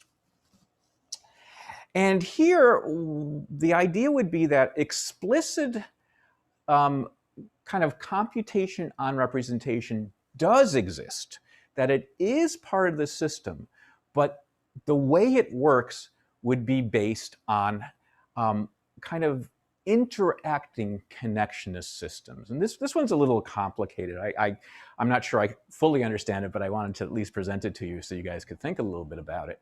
But let's think about things. First of all, I think from the connectionist perspective, they want to limit the things that are actually rule-based. I mean, if in fact you can describe, the past tense rule, the nonsense word rule, all that sort of stuff by really talking about connectionist systems that seem like they work like rules, that's fine.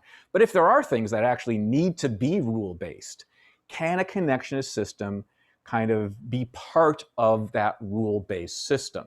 And so the examples they say is reasoning and problem solving, situations where you do seem to show that the system works based on some logical steps that certainly seem rule-based.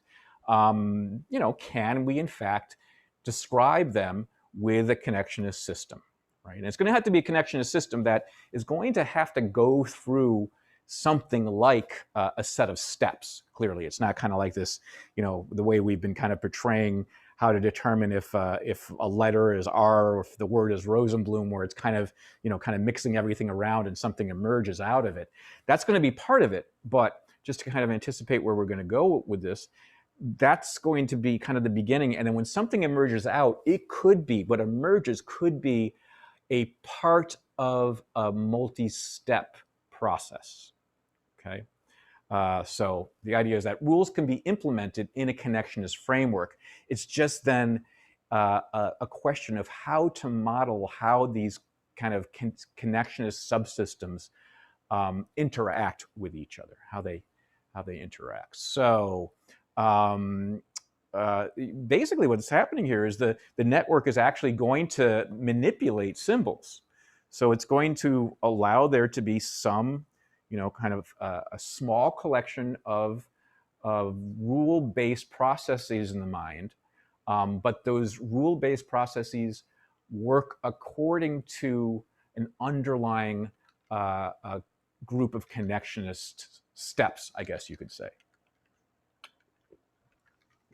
And this kind of, the way they portray this in the paper is it kind of is a top-down strategy versus, I guess, the approximationist that we just saw. In the approximationist, what you were assuming is that you could, pretty much describe any rule-like behavior by really talking about how the connections changed over time and kind of all the basics of connectionist processing would allow you to describe this. And here it's different. This top-down strategy means let's assume that there is let's assume that there's rules that actually are involved in this. Again, we're hoping they're few and far between, but things like reasoning and problem solving, we can say, people can follow logical rules. People can think logically. Is there a way then you can imagine connectionist sub-processes underlying the steps of the logic? Okay, and here's how something like this might work.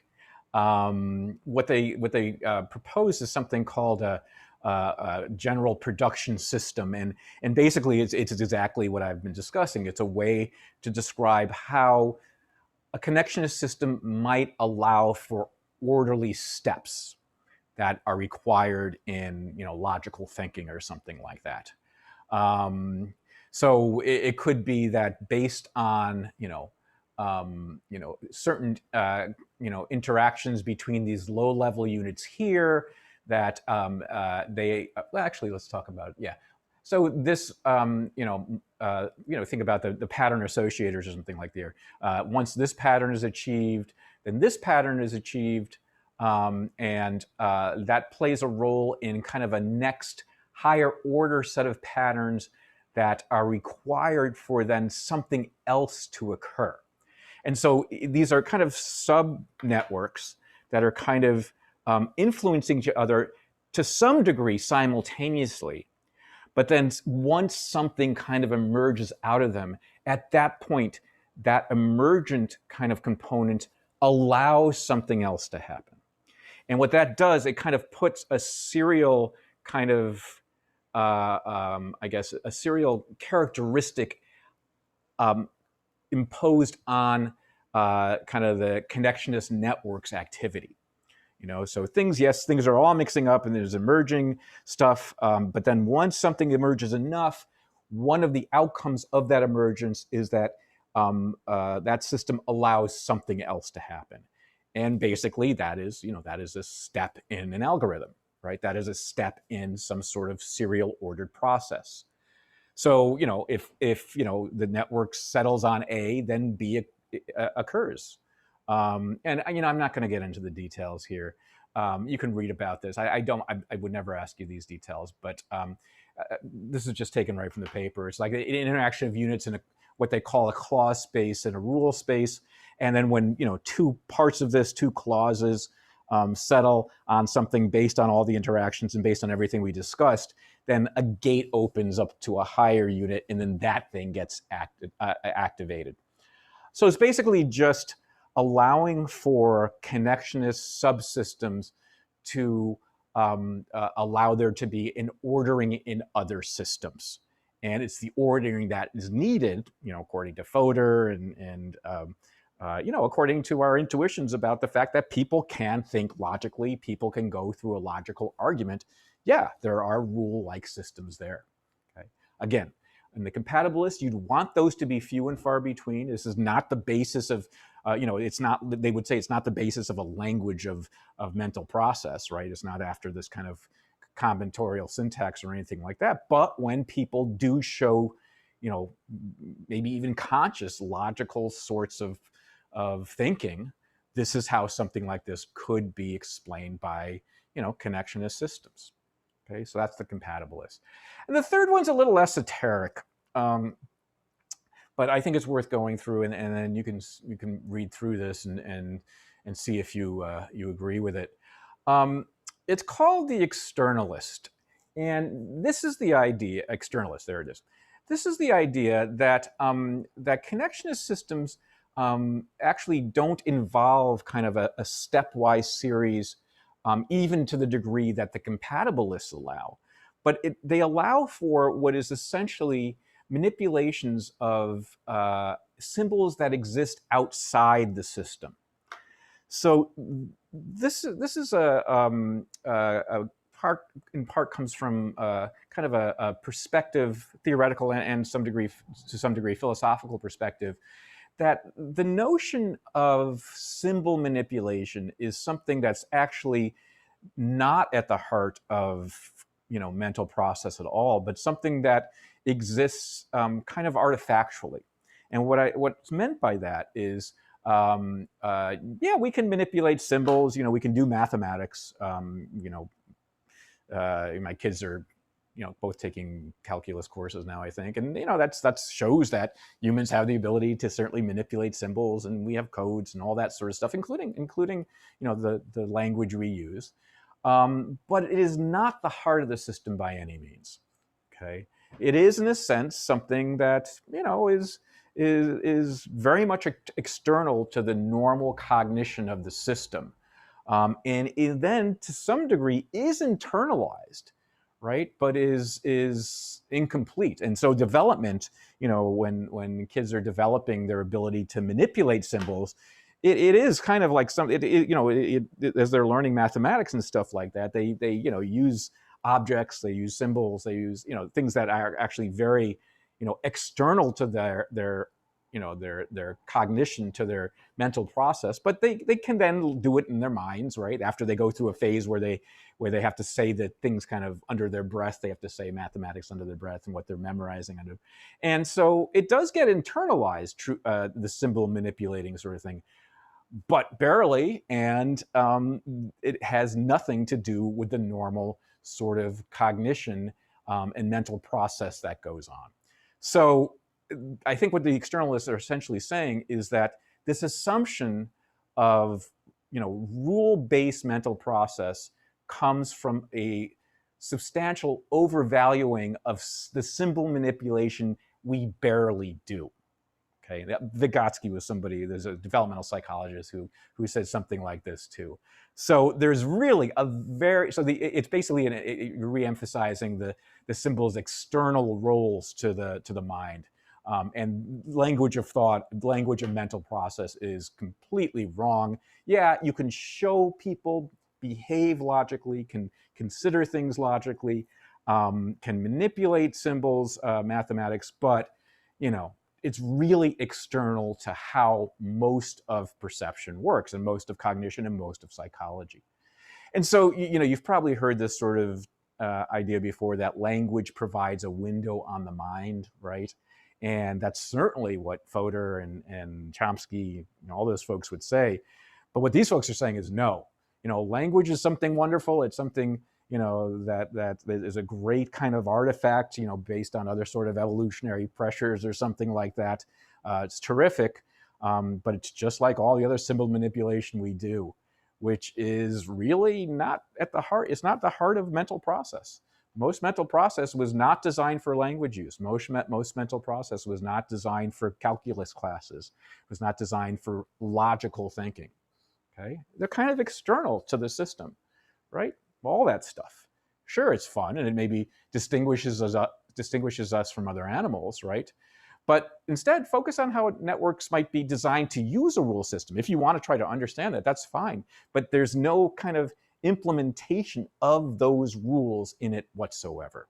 So this is kind of a connectionist saying, don't overvalue the rules just because there's evidence that we can use rules sometimes. It's, it's one of those things that, I think it's, in some ways, it's a valid consideration for any theory of perception or cognition. Do we want to assume that the entire system works on maybe the most visible and most intricate sorts of behaviors we can observe? Or do we want to think of those maybe as something that really doesn't, provide that sort of window? Maybe it's the things that are more fundamental, the things that kind of, are primary in evolution, that allows us to understand, the heart of what mental process truly is. Okay, so not like things like mathematics and logic and science and that sort of stuff. Sure, it makes this more interesting at parties, but it really isn't the heart of mental process whatsoever. It really has very little to do with mental process.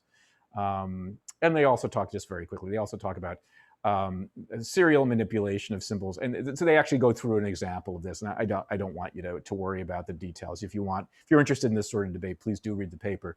But they do discuss ways that kind of manipulation of external symbols can be derived through parallel processing, and they describe it in ways that actually aren't dependent on what the compatibilist sort of interpretation is, where there's actually some sort of kind of serial structure that emerges out of the interactions of the units or something like this. It's actually even kind of less central than that.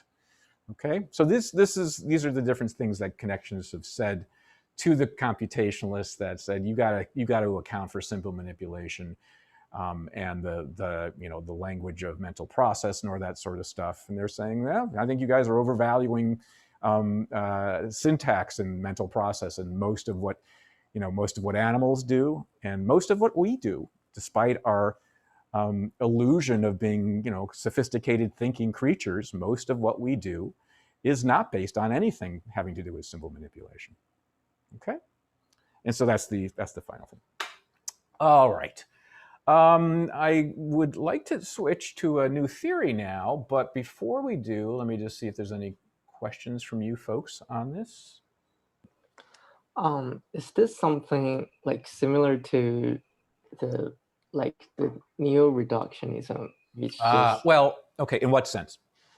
Like regards the rules as something like physical. It's like the physical strategy is something common, and that is something external. Yeah, well, I see it, certainly. I see a connectionist approach more consistent with a new reductionism, where the idea is you're trying to find, kind of overarching principles like, order out of chaos, emergent properties, that sort of thing, at different levels of inquiry. So you're seeing it at thermodynamics with that, the Baynard sort of, the thing with the convection with the little cells that are rotating. You're seeing it with termite behavior, and then you're also seeing it at the level of mental process. And the fact that you see these kind of emergent properties and complexity out of simplicity occur at all these levels would be consistent with a new reductionism, certainly. but it sounds like maybe you're asking about something a little different concerning the externalist. Yeah. Okay. Yeah, but yeah, I think your answer, like, in some ways, like, answered my question as well. Okay. Yeah. Okay. Yeah. Well, I guess it would be more like a new reductionism in the sense also this particular externalist approach, in that it's trying to it's moving towards parsimony. It wants to say, let's not. Again, let's not, just because we can see these sophisticated behaviors in human thought, or in human problem solving and rationality and stuff. Let's not assume that whatever processes work at that level are the basis of processes deep down, and relevant to the sorts of things that people and animals do all the time. Okay? Just because we can manipulate symbols doesn't mean that symbol manipulation is the basis of all mental process. Okay. I think that's what the externalists would say, and they go farther and say, actually, that symbol manipulating thing, we barely do it. When we were kids, when we were learning math, there's symbol manipulation, but boy, we would have our popsicle sticks in front of us, and we'd have to do this and that, and then after we were done with those, we'd still kind of say things under our breath and imagine stuff, and it was just like, we did make it internal eventually, but still, it's barely internal. Oh, yeah, I think I somewhat, like in some ways I got the idea. I think it's different from the debate between neo-reductionism and traditional reductionism. It's a different thing. I think it's more like about the causal relationship between like symbol manipulation in mind or something like that. Yeah, I still need time to think more. Yeah, no, you're asking great questions though. It's really interesting, Mac. Yep. All right. Anything else? I have a quick one. Yeah, the would one argue that this internalization that takes place, like after, let's say, with language, you've internalized all these rules, then you don't necessarily follow or you don't directly follow the rules anymore. Like it's almost habituated in a way where it's thoughtless.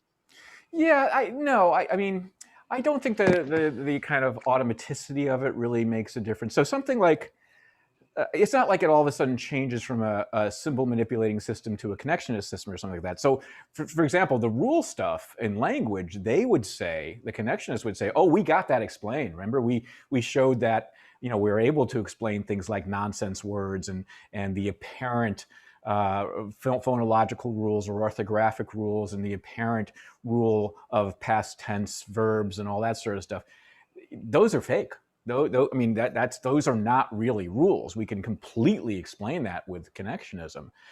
And, what do you do then? Okay, so, you then do learn rules as you're going to school. You learn, the rules of grammar and what this type of word is and all that stuff. Yeah, so those are rules that are external to how the system works, but they really don't explain how language is acquired, right? Just because, again, you can use whatever it is, the grammar rules, the fancy linguistic rules to parse sentences and all that sort of thing, doesn't mean that's how they're learned, or doesn't mean that that's what's being used at any point in the system. So it's not like the symbol systems start externally and they work computationally, and then once they're internalized, they work through connectionism. But rather, they're saying connectionism is actually somehow going to explain how those rules are manipulated. It's just that those rules are few and far between. I mean, there's like, they're usually external. Clearly, connectionism can discuss, motor behavior and external sorts of activity and all that sort of stuff. And the way it then describes symbol manipulation, at least initially, is, very similar. And then it can seem to be internalized to some degree, but it's barely internalized.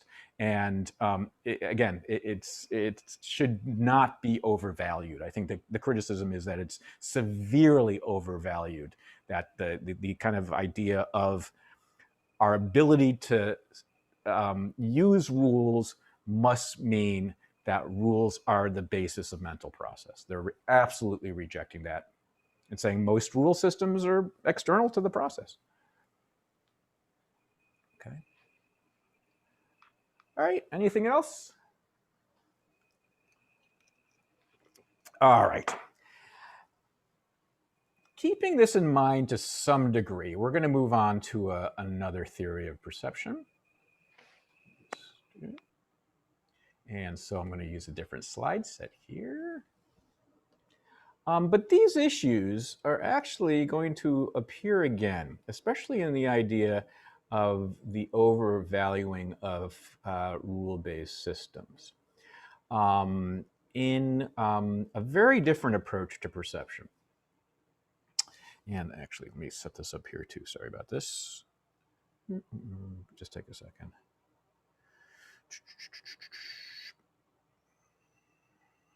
Oh, yep. Okay. Let me share my screen again. I guess this is it. Yeah, there we are. Okay. You guys see in the slide, it says ecological approach on top? Yeah? Yeah? I can't see you guys, but all right, I'll assume it's fine. Yes. All right. Okay, good. So this is another theory we're going to be discussing now, and it might take us, well, certainly take us through the next class and probably part of the final class too, because it is a very, very different theory of perception. Because what is going to be discussed here is an approach to perception that is going to reject what we have seen as the barriers to realism. So remember in the very beginning, you guys know this well, I just graded all this stuff on your test. The barriers to realism were things that, different aspects of cognition and perception, psychology, where it was assumed that there were properties of the process that meant that there was something kind of standing in between, likely representations between the world and our understanding of it, right? That there were representations that were needed, there were processes that were needed to enhance what is, kind of a severely degraded input if we're talking about perception. And let me just remind you of those. Oops. You know something? I read an article the other day about how all of us have become so attuned to leaf blowers now, especially as teachers, and it's absolutely true. Whenever I'm teaching, the leaf blower could be like way down the other end of the street, and I will hear it, and it will completely distract me. They are the noisiest things. I've never noticed leaf blowers so much in my life. Hopefully it's not too loud for you. Okay. So let's remember this stuff. We discussed that for perception, when we're talking about perception, we could talk about these different types of realism. And then we talked about indirect realism just being the assumption that any sort of contact we have with what's assumed to be a real world is going to be indirect through, again, mental process, computations, organizational principles, associative processes, connections, all that sort of stuff. And we discussed the evidence of this, or the ideas behind it, like the doctrine of intractable non-specificity. There's nothing specific in the input to the things in the world. I mean, in Molyneux's kind of problem with the two lines that induce the same retinal image despite being different sizes and different distances is kind of the classic example of that. Then there's an independence of perception and stimulation, that the stimulation that occurs on our senses, for example, the eye, is independent of perception. The image on our eyes is two-dimensional, where we perceive the world in 3 dimensions. That's kind of the classic example of that one. The incommensurability of natural kinds is just kind of a fancy way to say that, we think of the kind of the objective world as being described without any reference to animals or perceivers whatsoever, but the things we behave towards, the objects in the world that we behave towards, have a meaning, and that meaning is dependent on us. So, depending on our, our size and our intents and all that sort of stuff. And so there was kind of these two worlds. It's certainly related to the mind-body problem or the mind-matter problem. And so if the real world, if the objective world is just the world described in physics, anything that has to do with kind of more personalized or certainly more meaningful sorts of interactions with the world have to come from some sort of mental process, okay? The idea that perception is propositional means that perception can just be wrong more than anything else, it can be true or false. And certainly illusions are a great, kind of the most intuitive example of that. And then finally, physics is complete. And this, again, I think I probably should reorder 4 and 5, because I think physics is complete is kind of a corollary to the incommensurability of natural kinds, is that, yes, we do describe physics. I mean, we describe the physical world using physics, and there's certainly nothing that physics can do to help us understand how we perceive meaning in the world or perceive, properties relative to ourselves, in other words. And all these, I think, would kind of make up a very compelling, argument against there being a direct kind of apprehension of the world. There has to be something between the input and our understanding of the world that allows it, and that makes it an indirect realism, indirect set of processes. So what I'm going to do now is contrast that with this approach that sometimes also is called ecological realism, where the arguments that had been made before regarding these barriers to realism are going to be addressed by kind of seeing where these barriers of realism emerge from. Where the ideas of these barriers kind of are based on a kind of overarching idea. And that overarching idea, according to these arguments, is something called animal-environment dualism, where there is kind of an assumption, I guess, consistent with the incommensurability of natural kinds, that the animal and its environment are causally distinct, that they can be described in such a way that you can talk about the animal causing things in the environment and the environment causing things in the animal. Certainly that's not really much of a problem. But it turns out, if we do allow these things to not be defined by one another, like maybe that's the important term, that animal environment dualism assumes that the animal and environment are independently defined, then we can do things like, in fact, study the animal to understand perception, and study the animal to understand psychology, right? And really what you're doing then is in your approach to cognition in psychology, of course, perception, you're trying to understand how the animal relates to itself. This sound all very familiar. It is methodological solipsism, right? It is representational psychology. So you can, as Fodor argues, assuming indirect realism kind of naturally leads to psychology where you're trying to understand how the animal is relating to its representations of the world, and that is methodological solipsism, right? So indirect realism, I think Fodor is absolutely right, does lead to methodological solipsism one way or the other, okay? There's different types of methodological solipsism, different, I don't know, I guess, severities of it. But it's true. Really what psychology involves is trying to understand how we relate to our representations of the world, how our awareness of the world relates to our representations of the world. That's really what it's about. And of course, this is kind of based on a mind-body dualism too, in that it's really trying to understand how the mind is related to the mind. Of course, the mind is affected by the body, but in this case, based on things like Mueller's doctrine of specific nerve energies, it doesn't really matter very much about how the body is stimulated. It's how the stimulation is represented in the mind, and that's what the story is about. So it doesn't really make too much of a difference what's going on in the body in some important ways. Of course, sensation and all that stuff is, and understanding the neurophysiological basis is fine, but when you're understanding the process, the mental process, we are essentially understanding how the agent, how the awareness of the world, the agent's awareness of the world is relating to its representations of the world. That's all it's saying.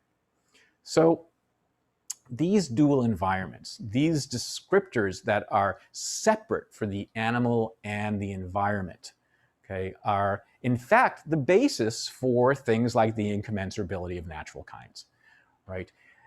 If we're saying that the animal environment are distinct and not defined by one another, they are independently defined, then yes, we can absolutely use physics to describe the environment and psychology to describe the animal's awareness of the environment. The world object, the behavioral object, the physicalese, the mentalese, the behavior, the geographical environment, the behavioral environment.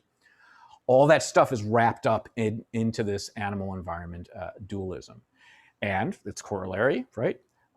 Because we can now describe the environment with the language of physics and be objective about it and not consider the animal, then yeah, physics, it underlies the incommensurability. Also, physics is complete, right? We can, physics has done its job, or, it more or less done its job at describing the nature of the world in which animals behave. There's got a lot of stuff to do talking about quarks and a lot of stuff to do talking about cosmology and all that stuff.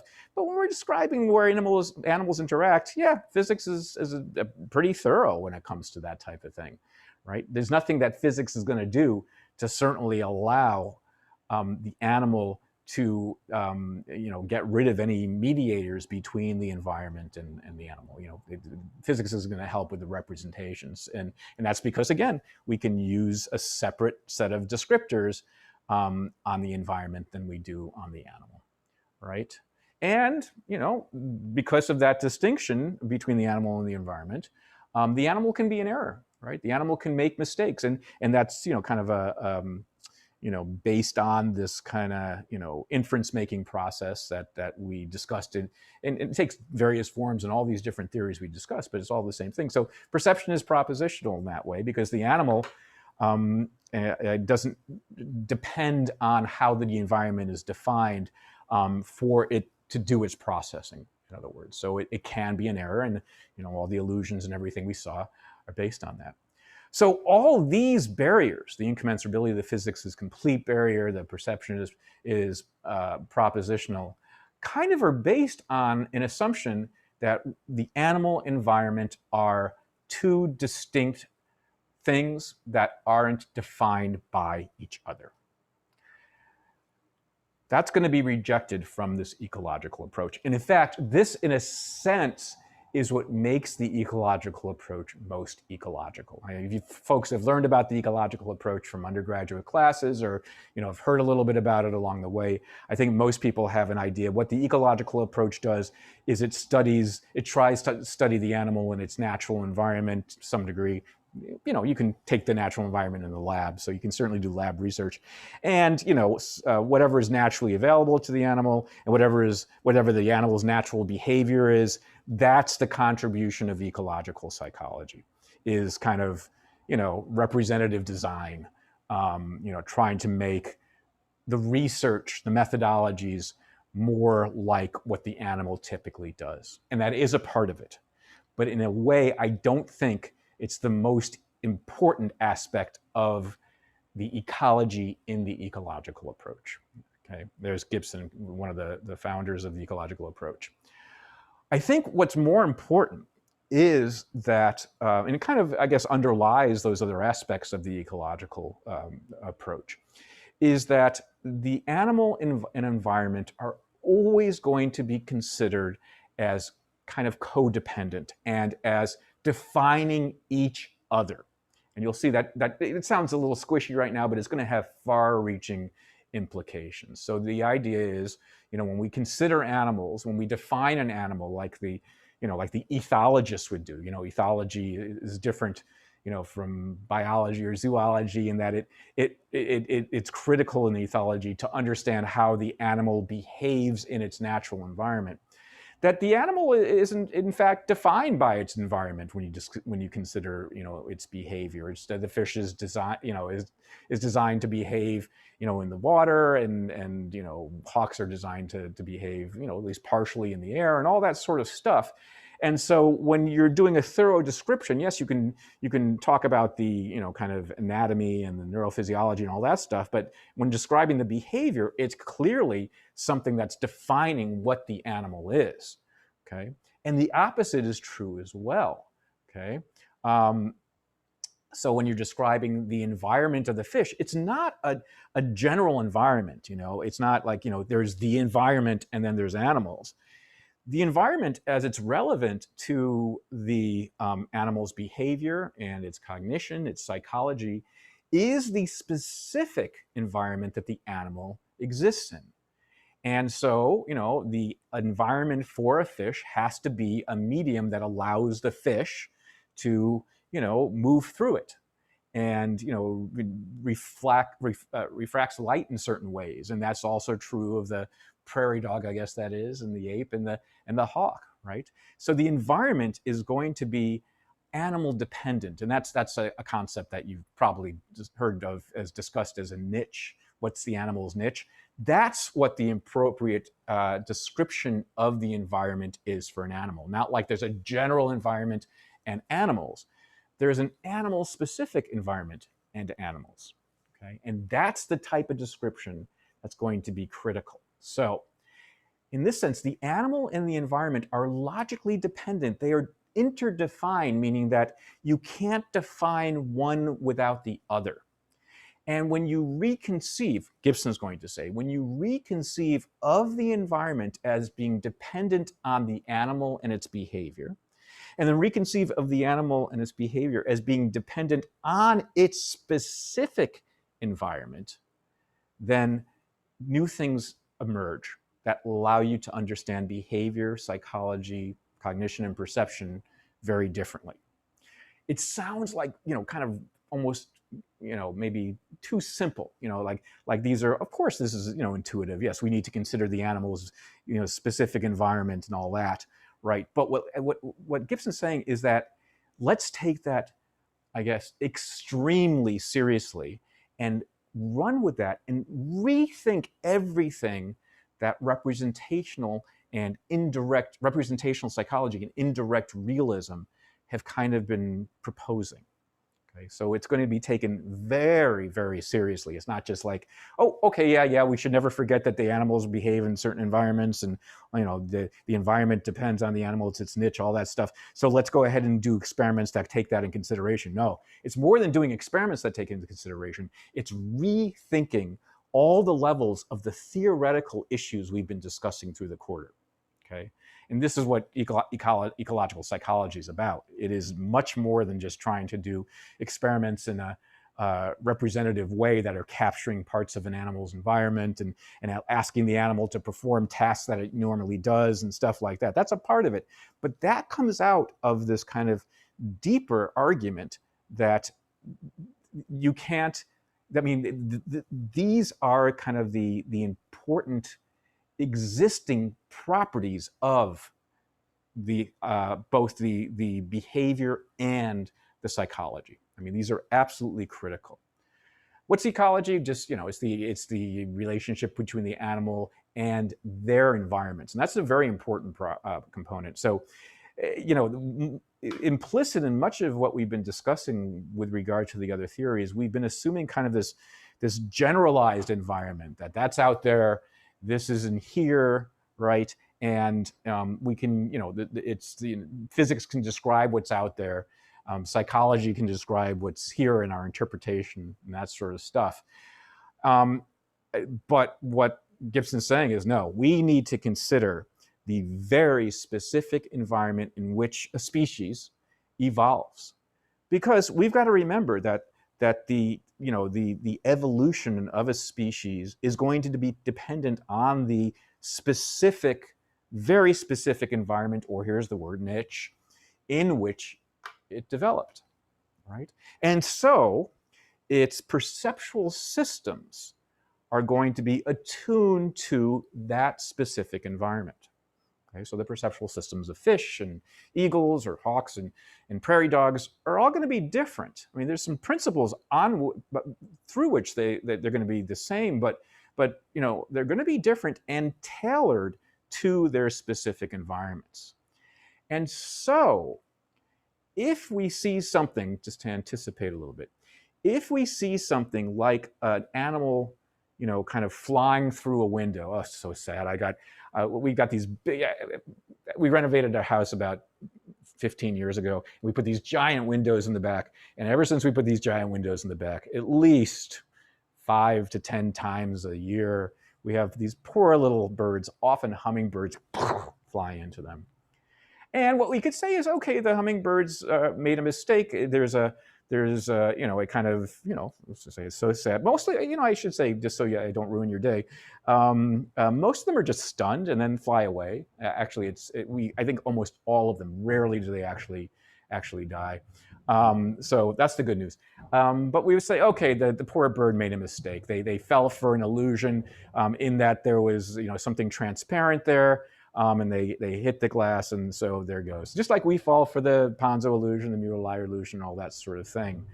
But, you know, we have to consider the perceptual systems of the hummingbird as it evolved, and as it evolved to its niche. And clearly, there is nothing like a plate glass window in the normal, natural niche of the hummingbird. So did the hummingbird make a mistake? Well, in whose view? In the scientist's view?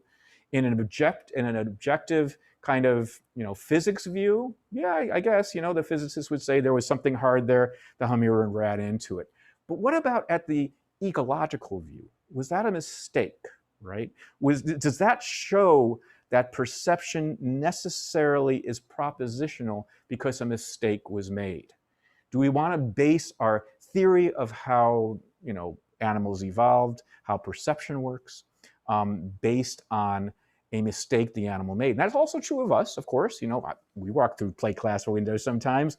We fall prey to the Ponzo illusion, the Mueller-Lyer illusion. Do we want to base our understanding of mental process, of behavior, based on those sorts of, you know, quote, mistakes? Are they truly mistakes based on how we're trying to, from this perspective, understand the relationship between the animal and its environment?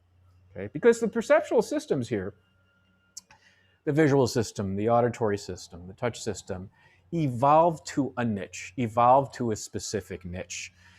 They are defined basically by the niche. And so, you know, in trying to measure behavior, should we be taking, you know, the physicists' kind of approach, which is to say, it doesn't matter what environment we're describing, we can use the exact same language for all environments, you know, whether it's the apes or the fishes or the hawks, or whether do we want to describe the environment in a way that is specific to the behavior and the you know, anatomy and the physiology of a specific animal. Okay, so that's something that we're going to be addressing down the line, whether from this perspective one can think of illusions as perceptual mistakes or something else. But as I said, when people think about ecological psychology, if you learned about it in an undergraduate course or just chatted with people about it somewhere along the lines, probably the most common association is with the methodology. So animals are you know, often discussed as they behave in natural contexts. And the idea here is that when the niche is considered and the animal's behavior is considered in a way that kind of is co-defined by the niche, there are things that are revealed that are different from how other theoretical perspectives considered input. Okay, so what we're going to see is by just considering the animal in its natural context, we're going to see that there is a type of information available to animals that we had not considered before. Okay, so, you know, think about the Mueller-Lyer illusion. I'm sorry, not the Mueller-Lyer illusion. The whatchamacallit, Molyneux's problem with the two arrows off in the distance, and this kind of being the basis for indirect realism, in that there's nothing specific in the world to. I'm sorry, there's nothing specific in the stimulation to the world. So there's a kind of inherent ambiguity in how we were considering the input there. Two arrows off in the distance, kind of floating in space. And it seems like, an obvious move to make, but what Gibson wants to say is, let's not base our theories of perception and our philosophical approach to, direct versus indirect realism on that. That is never the input, okay? That is never what the perceptual systems evolved to take. Let's consider what is typically available to perceptual systems and see if that ambiguity persists. Maybe it won't. Maybe there'll be, evidence for unambiguous input. And boy, would that really change something. Well, that would really change kind of our assumptions about how, mental process is needed, right? So if there's a way of showing through this kind of reconsideration of how the animal relates to the environment, maybe you can show how input is specific to things in the world, such that mental process representation isn't as important as it has been to other theories. Okay. What else? Well, what's going to be absolutely critical in this conception is the way perception and action are linked at all times. And remember, we talked a little bit about this when we were discussing the motor theory of speech and mirror neuron systems and that sort of stuff. And it is related, and we'll talk about how it's related a little bit later on. But those things existed way after, those ideas existed way after Gibson. I can't say Gibson. I think that the motor theory initially came out towards the end of Gibson's life. Gibson died in '79, but you're going to see that what Gibson here means by the perception-action link is absolutely central, and not even really a neurophysiological question, at least at first. And that is that all of perception is in the service of action. All of perception is in the service. Even when you think about maybe sitting in a chair and looking out and contemplating the world, those, I can't imagine that these are things that many animals do to begin with. But even then, we're really talking about perception kind of allowing us to stay stable in the chair and to, kind of balance ourselves as our breathing kind of, shifts our center of gravity and all that sort of stuff. There's, very, very few instances in which perception is not in the service of action. And as we act, okay, there's going to be different types of information available to the senses. So action is going to be critical. Even very slight motions are going to be critical to inducing a type of perceptual input that might be shown to be unambiguous to the environment. Okay, so perception and action are completely linked here. They are dependent on each other. And most of what we'll be discussing in discussing the ecological approach will involve understanding how animals perceive, how they cognate as they are moving in one form or another. Okay, and so the idea is not to kind of reduce, what we think of as potential properties of the input down to their bare bones kind of, atomisms at all. So it is a complete rejection of any sort of kind of structuralist sort of perspective. Okay, the goal here is to look for the rich information that is available to the animal, and by uncovering that, showing that if the nervous system can detect these sorts of properties, these sort of rich properties as they are kind of reflected onto the eye or the ear or all that sort of thing, then a building up from small to big is not going to be needed. Okay, so it is going to be a rejection of sensory psychophysics to a large degree. That doesn't mean, it's not a rejection of psychophysical methodologies and stuff like that, but the idea that, the way to understand perception is to first understand how sensations are kind of collecting the information, and then how those sensations get built up through various processes, whether they are, associations between the sensations or kind of Gestalt principles applied on the sensations. That's all going to be rejected. That's all going to be rejected. So it's more than just kind of, as you'll see, actually, do I have? No, I don't have this yet. Do I? No, I wish I did. I have somewhere later on the slides a flow chart that shows, like we've seen for the other theories, where the environment kind of reflects onto the receptor, which extracts the sensation, which then goes to some sort of enhancing process, whether it's, the Gestalt kind of organizational principles, or, I guess connection processes or computational processes, all that sort of stuff. And then that goes to perception.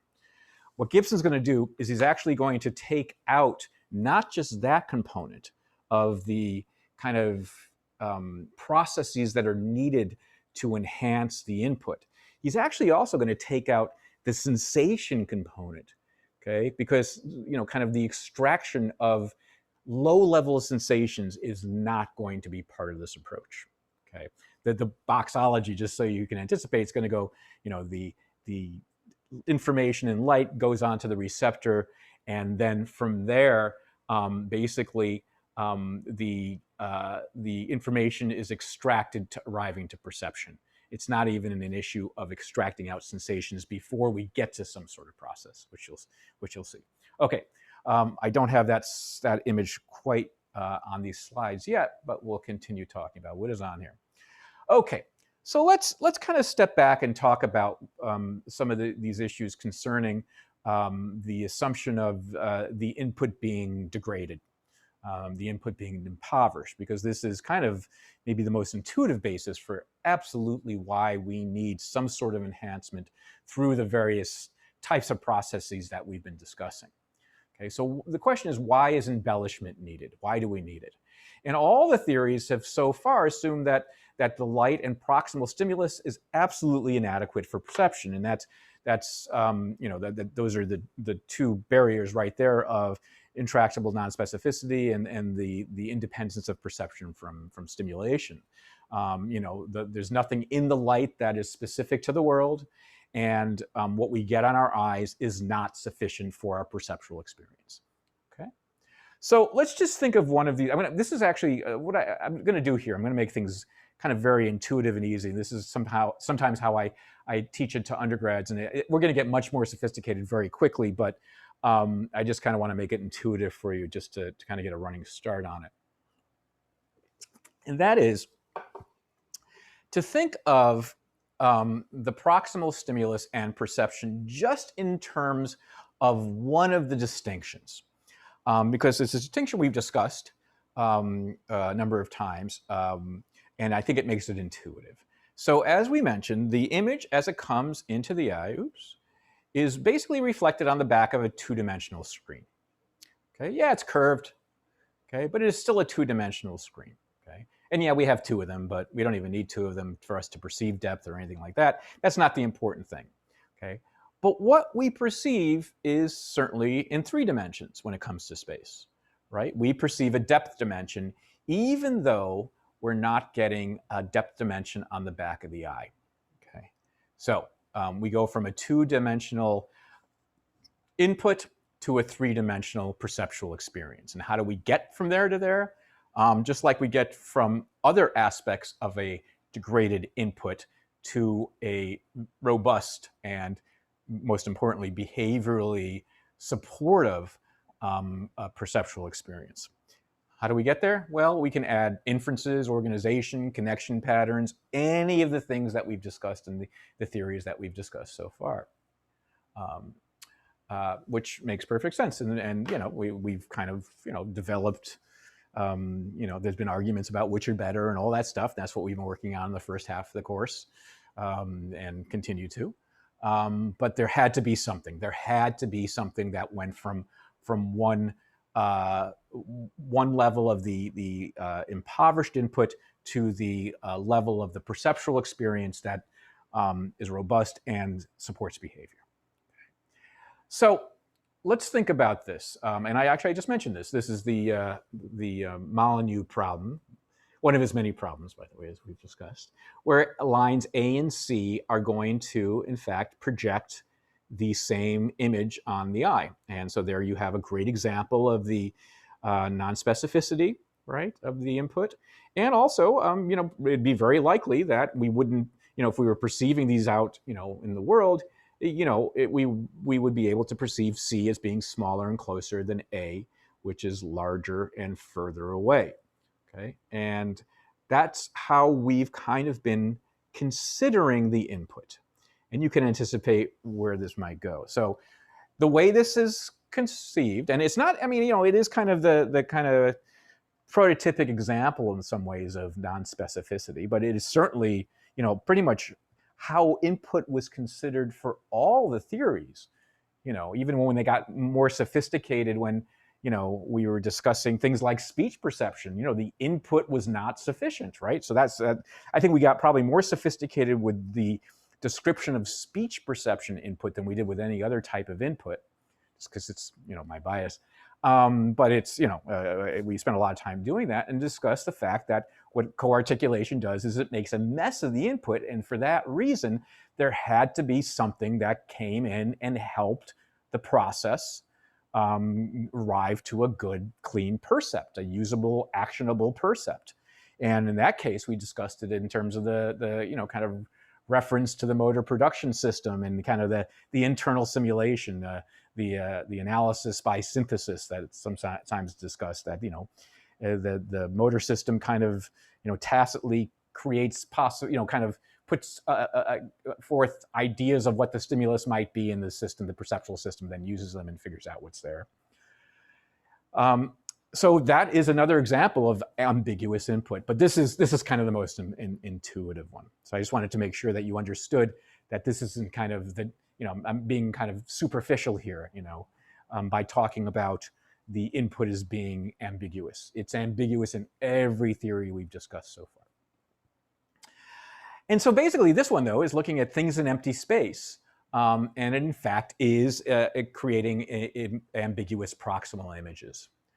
Well, I realize I got to stop here. But what we're going to do is reconceive of this type of problem in a more ecological context in multiple ways to see if we can kind of wipe away this ambiguity and show, when rethinking things in an ecological context, if the input can be shown not to be ambiguous, but unambiguous and specific to the, the things that are out in the world.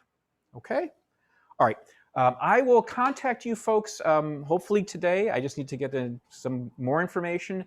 But I'll contact you folks today or tomorrow about the test and letter grades and all that sort of stuff. All right, have a nice break if you're able to do something. I hope you are, and I will see you next Tuesday.